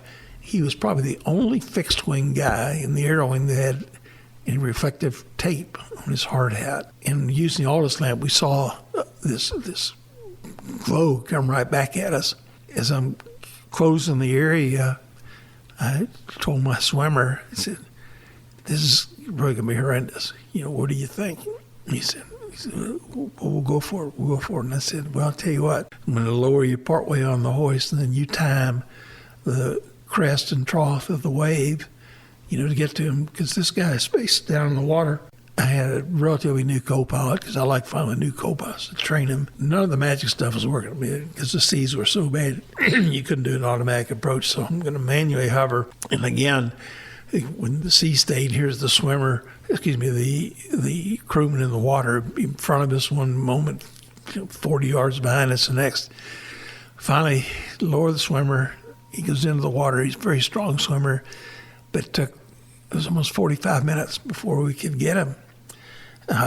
So manually hovering the aircraft, I said, you just watch the engine, transmission, instruments, because looking outside, and miraculously we get the guy. And he was suffering from hypothermia. He was unconscious, freezing. And I told swimmers, open up your wetsuit, just lay on top of him. And we're closing the ship. Well, the air boss was a friend of mine. He and I had served together a couple of times. And I told him I had the guy. I said, I need a green deck right away. And he said, I can't. We're right in the over respot. And I said, this guy's dying. I said, I'm landing. Just everybody the hell out of the way. And I landed thwart ships, pointing into the island. They had aircraft on either side of me. I had maybe 3 or 4 feet of clearance of the rotor blades to the other aircraft. Well, miraculously, we saved the guy's life. And the neat thing about it, you can see it in there, we ended up being the Search and Rescue Crew of the Year, and I was Search and Rescue Pilot of the Year for the ANA. And what was neat, they flew us out to Anaheim, and we had CNOs there, the Commandant of the Marine Corps. The dais was just filled with all these flags. And my crewman, I wanted him to re-enlist. And he was, vacillating back and forth. So I told CNO's aide, and I said, you think CNO will re-enlist this kid if he wants to do it? And he talked to him, Admiral Watkins. It was the last re-enlistment he did. He re-enlisted the kid right there. And ironically, in the audience was my uncle, who was a Marine fighter pilot in the Second World War and the Korean War, whose wings I wore when I got winged. And it was hilarious because one of the waiters brought a card and said, there's some guy here says he knows you. There's about 500 people, out there. And it was my uncle, who was a classmate of the Commandant. So we're all sitting around afterwards, and he was teasing me. He said, what the hell took you so long to make captain? Because I'd selected for captain. And he said, I made captain in 3 years. I said, yeah, a little different, but it was kind of neat. 03 versus 06. Yeah. What we ended up having to do, so that night we couldn't stay, had to fly back to Jack's and then briefed at 4 in the morning, then flew up to the ship because we were getting ready to go on a long cruise. Fast forward, after I left the squadron, I ended up going to Key West, Air Lant. I'd flown up to the ship, and the Chief Staff from Air Lant left a message with Air Ops for me to call him. And I called him and said, you dumbass rotorhead, get your butt over here. And I thought I was in trouble. I said, yes, sir, make change. He said, no, I got a car, should be pulling into the ramp. And I was just taxiing in. So I get in the car and go over, and Chief Staff's there, and Admiral Kilkline was Air Lant at the time. He said, call your detailer. Because as I mentioned to you before we started the interview, I was slated to go to be XO on the Iwo Jima because I'd already had my fleet quals from when I was a surface Navy guy, and I had my OD quals on the carrier. And so in lieu of having to be the ops officer and then migrating into XO, I was going to be the XO and then going to do this. And he said, "We need you here. Get over here." "Yes, sir. Call your detail." And I did in the detail. I said, "You're going to Iwo Jima?" Pop, pop, pop, pop, pop. "Okay." And I'm back and said, "I'm going to Iwo Jima." He said, "No, you're not. Call him back." And they finally said, "Tell him if he doesn't, we're calling Secretary of the Navy because here's what's going on." Admiral Kilcline, Key West was a den of iniquity at the time. And so they picked two people, one of my former CAGs, who said, "Well, I want Dick Catone to be my XO." So I went down to a captain's billet. It was a neat tour. I mean, to be honest with you, so I went down there about a month ahead of Red Best. And I was telling Red all the stuff was going on. I mean, good God, we had 57 lieutenant commands. And it was like a good old boys club. So when Red came down, we got rid of, a lot of the people because they just weren't doing their job. I was doing public works jobs, on the weekend, fixing air conditioners and water. And so I finally got a good PWO. The supply officer was worthless, and so we got a junior supply officer just coming out of one of the air wings. And we turned the place around. And it was fun. It was a fun tour. I had opportunity to go out on the PHM, patrol hydrofoils, made a number of rescues, and the one I was leading up to got a call. It was at the ball field coaching and said, "Need you." Jumped in my Jeep, went up to Boca Chica, jumped in the aircraft, and what happened was a heart attack victim on a cruise ship off the coast of Havana.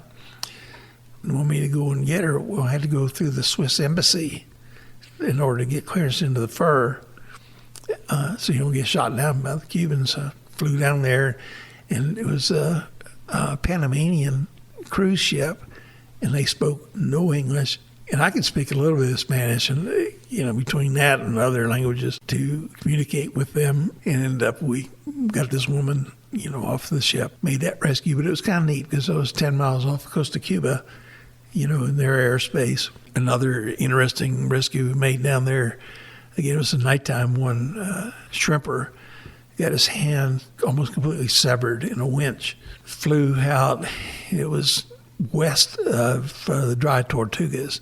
Dry Tortugas, when you leave Key West, you head to the Dry Tortugas. It's about 70 miles. And it was about another 50 miles west of that. And it's a sea of lights. And so I was talking to the trawler, and I said, I'm en route. I said, "When you see my lights, let me know," because I left all the lights on the aircraft. And he said, "I can see them." I said, "Now I want you to turn your masthead light off, back on, do it in sequence," and finally saw it. When we get down, lower the swimmer onto the deck of this ship, the trawler, but it was all over the sea, and it was too dangerous. So I ended up putting him in the water, and he in turn got onto that. But now the individual who was injured was a big person. A guy weighed about 300 pounds. There's no way we could snatch him off of that. But I contacted the Coast Guard, got a PHM. They made a stern-to-stern transfer. And I told the PHM, which is small, and I'm going to have to, snatch this guy off the head. And I said, "I want you to put your searchlight on, have it out in front of you." So now that PHM, instead of being, like 100 feet long, it's as long as you want it to be. So you got that guy, flew him up to Miami, to the hospital up there, did some baby rescues. And I digress. I made a rescue in the North Atlantic of a sailor on a boomer submarine who was burned real badly. I flew to one of the destroyers. We steamed all night, and then it was the USS Kidd, steamed all night. And then I launched early in the morning to a point in the ocean, and I'm approaching this point in the ocean. All of a sudden, you see the sail come up. We got that guy, and no sooner with his feet clear of the sail, the boomer's back down and gone, and back to the Kidd, and then back ultimately to the carrier. And speaking of the Kidd, the CO at the time had been in my section when I was in flight school. But he had astigmatism and couldn't fly. So he ended up, going surface Navy. And when he had the kid, when I was on the Kennedy, when they did the shoot down of the Libyan aircraft, well, they needed combat search and rescue. I said, I'll take the mission. And I said, first aircraft may be lucky. No way a second one's going to make it. So we sat off the coast, 10 miles off the coast, 5-minute alert for a day and a half. And this was just before my change of command. And about 5 in the morning, mission was complete. They shot down the aircraft. Everybody's fine. The skipper, he said, come up, let's go have a cup of coffee. Go down to the wardroom. He had a banner in the wardroom. Congratulations, me and change of command. We had steak and lobster at 5 in the morning on the USS Kidd. And then, flew back to ship, and we did change command on the forecastle. You see a lot of these changes of command now. They do them airborne. I mean, it's nothing like the pomp and ceremony of a regular one, but it was fun, doing that one on the ship. So anyway, so we did the Key West thing, and then from Key West, that's when I went and got the RAG, HS-1. There wasn't as many adventures, except the thing that I enjoyed most about being HS-1 was teaching instructors how to be instructors. And that was, I said, you're a coach, and your job is to teach these young aviators to know as much as you know now and hopefully be better than you ever were. And I said, so that's our goal. When I first got there, we were losing so many flights. I wondered, why are we losing all these flights? Because the thunderstorms are coming through. And I said, it's easy. We're going to start flight schedule at 1900. So we did everything at nighttime. Eventually, the guys, they kind of liked it. It's not that hard. I tell them, the aircraft doesn't care if it's daytime or nighttime, and you need to be proficient. So we're going to be proficient. We're going to do everything we can do, especially when you're in the tactics phase. We'll do that at nighttime. I mean, your transition stuff, yes, it's in the daytime. We're doing that in the morning anyway. It's your afternoon flights when you're trying to do tactics that are not getting done because of thunderstorms. And I said, I'll show you how you do it. And I flew every night. And then every weekend, I'd go and do test tops. And the troops would say, Skipper, what are you doing there? I said, well, you're here. Why can't I be here? I enjoyed it. It was just the way to do things. And I found over the years, if you treat the young airmen and these young petty officers, with respect, using the golden rule, it's amazing what they'll do for you. And as I look back on my career, people say, what's most memorable? And I say, well, I used to say, my combat missions or the number of rescues or the test hops. But I was fortunate my commands had 5 golden anchors. And that means you're doing something right. And I even look back when I had the RAG, and one of the petty officers was having a problem with a detailer. And the command career counselor was trying to work with this kid and work with the bureau, and they just going nowhere. So I said, I'll fix this. So I took an aircraft, flew up to D.C., walked into the admiral's office, who fortunately I knew, and he said, what are you doing here? So I told him, what I'm doing here. I said, you're blank detailer, blank. It took 5 minutes. Everything was perfect. Flew back. I was God, you thought I'd get $1 million. It wasn't that hard. If you look out for your people, they'll look out for you. And even when I was back in the States a couple of times for Christmases, not many, and New Year's, and one time the big gala thing at the club, we had people on watch. So I took a couple bottles of champagne, some plastic glasses, went around to everybody on duty, gave them some champagne. And the kids thought that was so neat. It's not that hard. Even on the weekends and stop, usually get a couple dozen Krispy Kreme donuts and tell the guys, let's bring some coffee out on the hangar deck, sit around. And again, that little bit is neat. And one other I was telling you earlier that I operate in a different mode than a lot of people. They were renovating the hangars at NAS Jax, and we're in the old hangars. The VP community, beautiful new hangars. Of course, they're older now, but they were renovating them and putting in new windows. And what I had done with our coffee mess funds, I'd put air conditioners in all the shops because it's so blasted hot. Well, guess what? The new windows, they're just solid things. You can open them. And I told the contractor, I said, I need you to cut these templates. He said, I don't think I can do that. I said, yeah, you can. I can. It's over at the package store. I bought a couple cases of beer, I think 3 bottles of Jack Daniels, and came back. Lo and behold, guess what? My windows are fixed, the air conditioners are in. Well, that following week, I get summoned to the wing. And the Commodore said, Commander Dick. I said, yes, sir. He said, did you tell the contractor? Yes, sir. He said, you can't do that. It's only the ROIC, the resident officer in charge of construction. That's a mod to the contract. I said, yes, sir, I know. And he said, why'd you do that? I said, because my guys got to work down there. I said, these other hangars, like the VP hangars, all air-conditioned spaces. I said, my people mean more to me than that. He said, well, you can't do that. I said, yes, sir, I know. And I said, is that all? And he said, yeah. So I saluted, and I walked out, and he said, Dick, come here. And he gave me a big thumbs up. He said, that's why I love you. And I said, thank you. I mean, how hard is that? It's not about you. It's about your people. Absolutely. And I believe that no matter where you go and what you do, and I've tried to impart that with, like you said, instructors. Now I'll go back to when I had the had the wing. I went to each of the squadrons, introduced myself for those who didn't know me. I said, let me tell you something. First off, this is who I am. And I said, I'm an operator. I'm coming off my 7th carrier. I've got almost 21 years sea duty. Loved every bit of it. But the only difference between this place here and any carrier, the carrier turns into the wind. We just change the runways.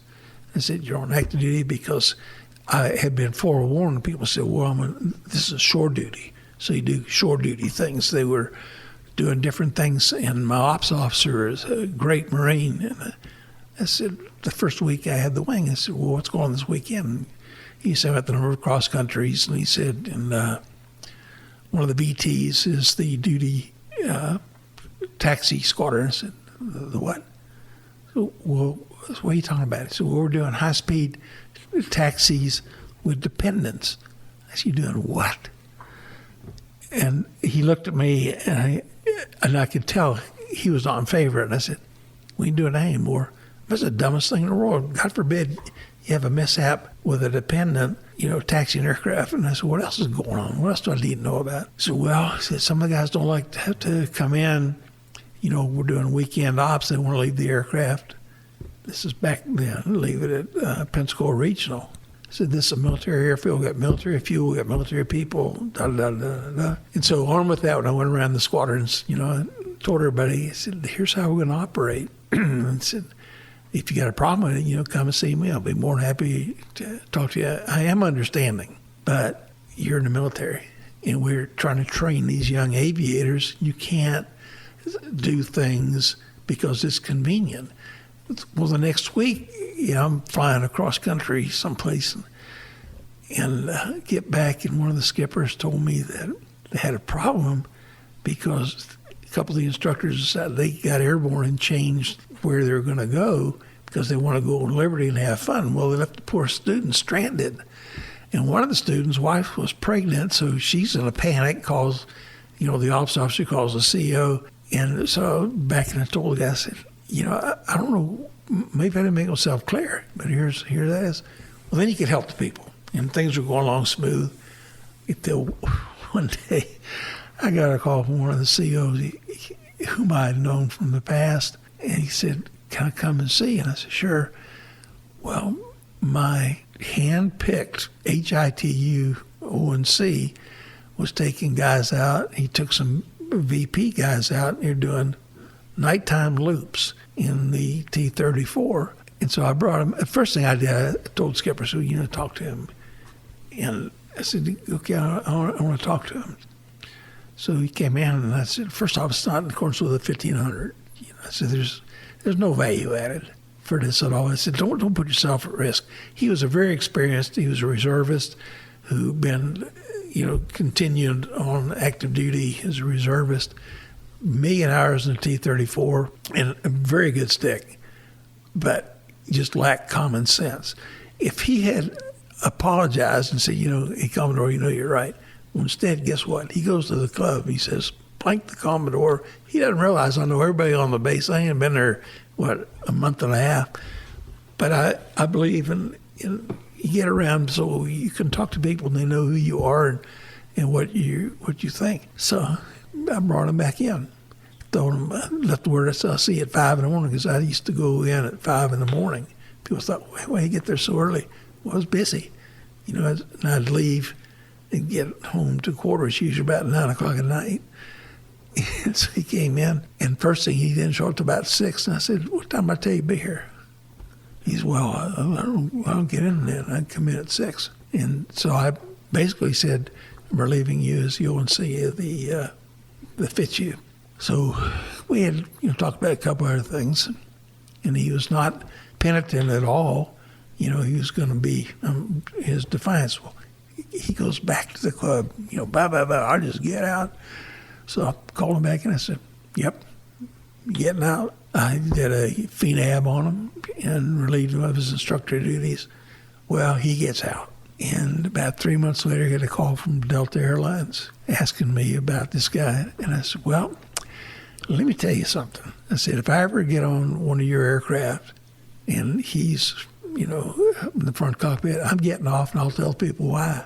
And they said, thank you very much. I'm not a vindictive person. I'll help anybody any way I can, but you don't bite the hand that feeds you, type thing. A lot of folks don't realize I like to see you're auditioning for your reputation every day you drive in the gate, because you could do a lifetime of good and one bad thing. In this case, it was not one bad thing; it was multiple, clearly. But that reputation. If you can't trust someone as an aviator, as an instructor, as a fit you instructor, what use are you to the organization? You're exactly right, and that's why I would talk with the instructors, especially the new ones, and I would basically just tell them how important it is. I said the future of the Navy and Marine Corps and Coast Guard is vested in you. You don't realize the impact you have. Everything you do, these students are going to look to you for guidance. If you're slipshod in how you approach your duties, they're going to be slipshod. If you bend corners, they're going to bend corners. Flat heading, there's no necessity for it. There's operational requirements. The stuff I did in HAL 3, and when I was taking the Air Wing out to Fallon, showing them how to do combat SAR when I got on the West Coast, each of the Air Wings, because I had the experience, I'd take them out there and work with their pilots. I said, that's a thrill. There's things we can do, but to do something stupid, it's not worth it. And I harken back to when I was a student, when I was up at Whiting for a couple of months after football was over. There was a cross-country four-plane that went to D.C. and back. And the instructor, who was the chase pilot, rather than stop and refuel, he had to get home-itis. 3 aircraft crashed. 1 person, 1 fatality. Unfortunately, he was a SIR grad, which kind of put a bad mark on SIR grads. But we had a little safety stand down, and it was impressed upon us, about don't do things stupid. I'll be darned, the next day I had an instructor, he was a SIR grad, and we were on a BI flight getting ready to do a penetration. It was up around 12,000 feet, and we didn't get clearance. And we're waiting for clearance, and I said, start the penetration. Well, we were, bad weather, and I said, we ain't got clearance. I said, start the penetration. So we're coming down, and he said, I'm taking the aircraft. And so he's doing a penetration. And as we were passing through 5,000 feet, I said, 4,000 feet. He said, I'm going to take the aircraft at 4,000 feet. I said, I got the aircraft. Although I outranked him because I was a lieutenant and he was a JG, it didn't make any difference. He was the instructor. And I was, oh, yes, sir, no, sir. And got on the ground, and he wanted to give me a down. I never had any downs. And the flight leader talked to him and talked to me, and I had to be honest with him. I told him what happened, and he said, you did the right thing. And that's one of the things that I would tell all my co-pilots. You never know if you're in a multi-place aircraft what the other person's going to do. Could have a heart attack. And I learned that lesson again when I got my very first hack check in the H-3. I was flying with the skipper. I had more flight time than him. He knew I could fly. And we had briefed everything, get through the hack check. And he said, "Sir, I got the aircraft." And he said, "Sir." We were flying back in towards Imperial Beach around the Los Coronados. And we're at 500 feet. He's down 400 feet, 300 feet, 200 feet, 150 feet, 100 feet, 50 feet. And finally he stopped me, looked over me, he said, "You gonna let me kill you?" And I said, "No, sir." He said, "What do we brief?" And I told him I was so embarrassed. And he said, "Let that be a lesson to you. Don't you ever, ever, ever do that." He said, you've got to be very emphatic, in your aircraft, because there's all kind of emergencies that can happen. And I would teach people that, because the only thing I haven't had, I've never slung a main rotor blade. I've had engine fires, engine failures, gearbox failures. I told you about getting the tail gearbox shot off. And I would tell all the people, I said, you have to practice as much as you can, because an emergency comes, you may have a second and a half to make a decision. If you're up to the task, you can preserve yourself, your aircraft, your crew. If not, you're going to die. And it's funny, because all my young co-pilots, poor kids, were always hooded, and they said, "Skipper, why have I got to do this?" I said, "Because when the time comes, you'll be ready." Well, I'll be darned, but every one of those kids that I trained all had multiple commands, and they still to this day, will say, "Gosh, I'm so glad, you did that." But I had people that did to me. That's what I tell the instructors. Set the standard, because it's better if you're known as being, really a good stick, somebody that the crew can depend on. We had a reunion a couple years ago from HS9, and I was embarrassed because it was the guest speaker and made a little talk and all this kind of crap. But the crewman would come to me and said, "You're the only pilot everyone felt comfortable with." And they're doing it in front of the other guys. I say, "Shut up, See, because you never got excited. I mean, inside your heart might be ready to jump out of your throat, but could you imagine if you're a crewman, oh my God, so you have to work very hard at it. And I was fortunate because I had good people that made me work hard, and I'm really passionate about it. Being an instructor pilot is the most important thing. The corollary to it, look what happens in civil aviation. You get your pilot license in 35 hours, and now you got to build flight time. What do? They make you an instructor.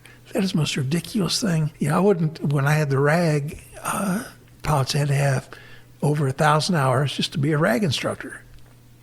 Because how can you instruct if you have not had that experience or the experiences that come along with it? Probably too, because the job I had when I was in D.C. Was OPO 9F, that's safety. I was in charge of aviation, surface, subsurface, ordnance, everything to do with safety. And the admiral that I worked for wasn't even there. He was at the safety center, and I would brief the CNO and second nav. There's a mishap, I'd be the one, go and talk to him about it. And that's what kind of really hit home when you see some of the mishaps. People flat out and are doing something stupid, and it breaks your heart. It's just, there's just no value added to it. That's why they say that old thing about old aviators and bold aviators and all this kind of stuff.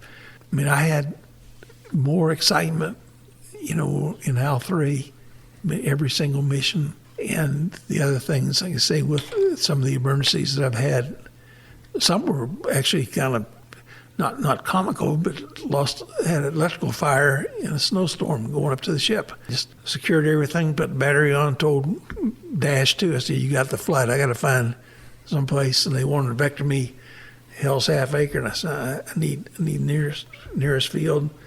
Went in the next day, it wasn't snowing anymore, so you didn't have to worry about icing. Then brought the aircraft to the ship, and we fixed it, on the ship.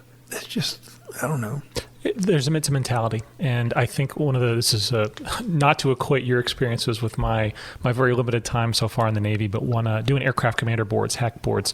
I think I've told this story before, but one of the last questions I always tried to drive toward was some kind of a ditching scenario. We're going to have to put the aircraft in the water, out of controlled ditch, and I would always try to engineer it so the last question I asked was, who's the last person that steps off the aircraft? And to me, there's only one right answer to that, and it's you, the aircraft commander. And I don't know, no one ever answered it wrong, because I think there is a wrong answer. It's anything but that.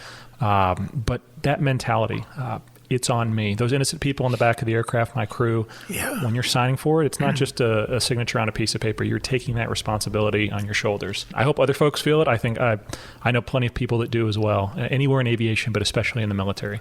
Oh, it is. I can't tell you how important that is. When I talk to JOs, I've had the pleasure of speaking a number of wing ceremonies. And I said, well, you're looking in the mirror at these beautiful gold wings that you earned, and you're looking at the insignia on your collar. And a lot of people say, with that comes responsibility. And I said, yes, it's true. People focus on you're responsible for your people. I said, more importantly, you're responsible to your people. I said, never lose sight of that goal, because if you do that, then the people they're going to do everything they can humanly possibly do for you, and that's the team. It's the old adage, there's no I in team. I mean, I'm not perfect by any stretch, but at the same time, I just believe in what instructor pilot does, just like I love coaching. For years and years, I'm going to coach little kids. It's not as much fun when you coach big kids, like in high school. I will make you as strong as you can be. You may end up being, now of course they cannot lift me because I can't do the stuff. But I said, but none of you can ever outwork me. I guarantee you on that. And it's just so much fun because you get people enthused about what they're doing. I'm sure that's what professors try to do, in the academic profile, but flying, it's more of a life and death. What makes a good instructor? Because you've seen so many over your career. What's the good traits and maybe some of the bad traits, things to avoid? Well, I think the best thing is, we touched on a couple of times, and that's the mentoring aspect. If you see a weakness that a student is having, identify it. You don't need to chastise them. You need to try to help them, get through that. One thing, though, too, I tell new instructors, be very careful, because new instructors will err either on the side, well, I'm going to let the student go a little bit further. If you feel uncomfortable, he's already so uncomfortable, you don't know what the hell he's doing. So it's far better. Take the aircraft, you can come back around, do another approach. And when I would do hack checks, like you had mentioned, I used to always do them at nighttime. I was doing a hack check with one of the pilots in the squadron, and they had him shoot an approach. You come down in the UH-3, you go to 40 feet, then you lower the transducer, the sonar dome, and he got behind the aircraft and almost flew into the water. Of course, anytime I was flying, I always had my index finger on the cyclic and pinky on the collective. Took the aircraft, had to do a free stream recovery, climb up, because he had also disengaged the ace. I mean, we were probably a second from going in the water. And so, of course, my heart's in my throat, but he's, calm me, said, here's what we're going to do, and climb on up. And I said, I want you to do it again. And he said, I don't know if I can. I said, yeah, you can. But what we're going to do, I said, just take it down from 150 feet to 120 feet, then wave it off at that point. Now we're going to go to 100 feet, then down to 80 feet, 60 feet. Put them into a comfort zone. Those are just their technique things, but again, I think that a good instructor recognizes what the student's weakness is. It should not be confrontational. If it's confrontational, then nobody wins, and that's the time the instructor should be smart to go to the flight leader and say, I just can't work with that guy or that gal, whatever the case may be. And there's nothing wrong with that. Nothing at all. And conversely, even for a student, I don't believe in all these new training timeouts, but if there's for whatever reason, some adversarial relationship, and we had one when I had the wing, a student and his instructor, they almost came to blows in the aircraft. And of course, they're going to throw him out. And I brought him in, and I just said, so what the heck's going on? He was a young Marine, and he didn't want to talk. And so I kept him for a couple of hours, and finally he told me his younger brother had just gotten arrested for drugs down in Miami. And it just upset him so much. He couldn't focus on anything else. He was just preoccupied. He felt like it was his fault. And I said, do you love your brother? And he said, yes, sir. Okay, you take leave once you get out and tell you brother. You love him, but you hate what he did. You're going to knock him in the middle next week. And I said, how's everything going at home? Well, it was causing friction. He was a newlywed. I said, when was the last time you brought your wife some flowers? He said, and I said, well, tell you what, on the way home, stop by one of these cemeteries, grab some flowers. I said, and pick your wife up. I said, can you pick her up? He said, yes, sir. He said, this Marine didn't marry no fat gal. And I said, you pick her up, you carry her back here in the bedroom, lay her down, try to let her, give her the flowers, and be nice. And that's kind of the way the conversation went. And then I said, with the instructor, would you go back and you apologize to him? Apologize, for your emotions got the best of you, and you recognize the fact you were wrong. And I said, can you do that? And he said, yes, sir. And I talked to the instructor. Well, the kid went home on leave for about 2 weeks, comes back, everything's now perfect. The day he got his wings, his wife gave me a big hug and said, Commodore, thank you so much. You saved my husband. I said, I did. I said, he did it himself. It's just, you need that because none of us are perfect. My poor dear great old mother on her deathbed, she was 94, and she was apologizing to me. So I'm so sorry, Dad, and I couldn't give you the same things that we gave your brothers and sisters. I looked at Mother, she was nuts. And I said, Mother, you and Daddy did everything. You gave me everything I ever need. You taught me right from wrong. If I need something, go to work and work hard. And I said, I owe my success to those lessons, that y'all taught us. And I thank you for it. I don't know. It seems that as I worked a lot, I'm kind of getting off the aviation thing, but just from a personal standpoint, I worked a lot with underprivileged kids because these children don't have somebody who cares enough to teach them right from wrong, to be there for them when their times of need. And their time of need might be smacking them in the butt. And when I was in Key West, I took a team, and they called my team the White Trash and Project Kids. But I told these youngsters, I said, if you listen to me, I said, we're going to win. Because I'm big on fundamentals, and damn if we didn't win in football and in baseball, to the chagrin of all the others. And these kids, well, 2 of them made it into the pros, which I always thought was kind of neat. But the main thing, again, it's just you got to be there for them. And when I coached here in Milton for a number of years, these youngsters, I want to see their report cards and then tell them how important it is. I said, because you can be a good athlete, but that's not going to get you anywhere if you don't have something to back it up. Well, the tragedy is, once I migrated on from that, some of these kids, went astray again. But it's just something you got to do. And then my last little part of this soliloquy is my oldest son, who's very successful. He's in SES now, Senior Executive Service. But he will tell you to this day, he calls me every day. And we're best friends now. And he said, Dad, I still won't cross you. I know, you kill me. I said, hey, you're right. I would. And that's the way my dad was. And unfortunately, I lost my father. I was in my mid-20s. He was very strict, very demanding. And I think to be successful, be an instructor pilot, to be an officer, any type of leader, you lead from the front. Never expect somebody to do something that you wouldn't do.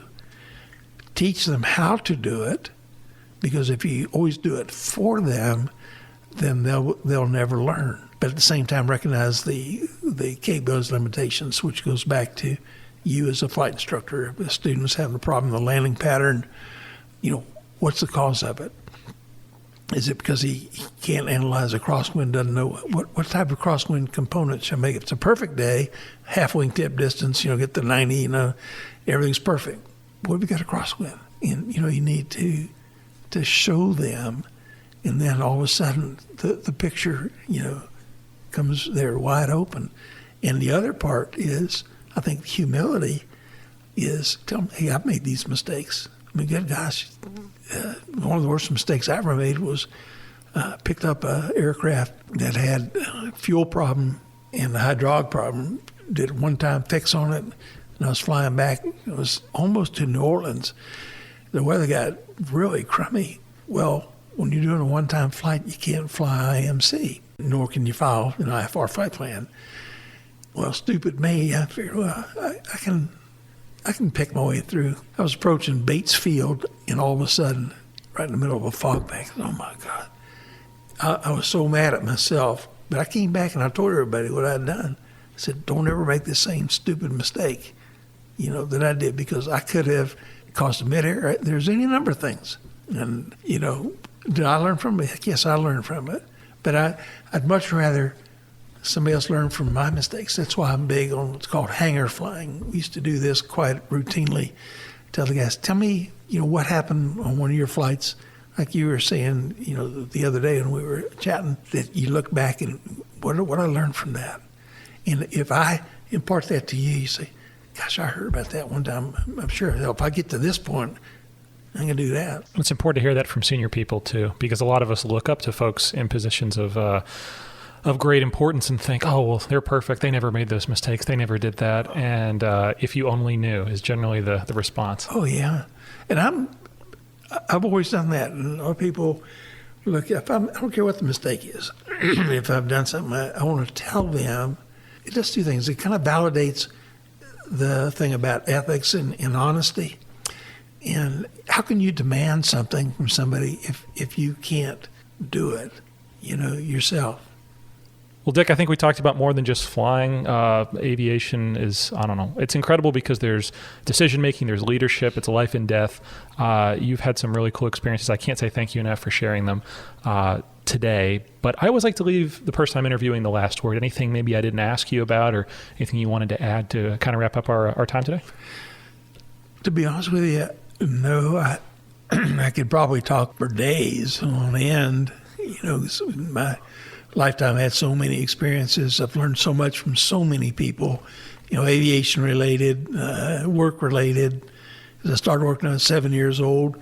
Excuse me, I hadn't stopped yet. People said, when are you going to retire? I said, the day that we take the front end loader and bury me out on the trails next to some of our horses, but I appreciate you taking the time from your busy schedule, to give me the opportunity just to kind of chat with you. And I think kind of in closing, I believe putting things in very simple terms, even I can understand.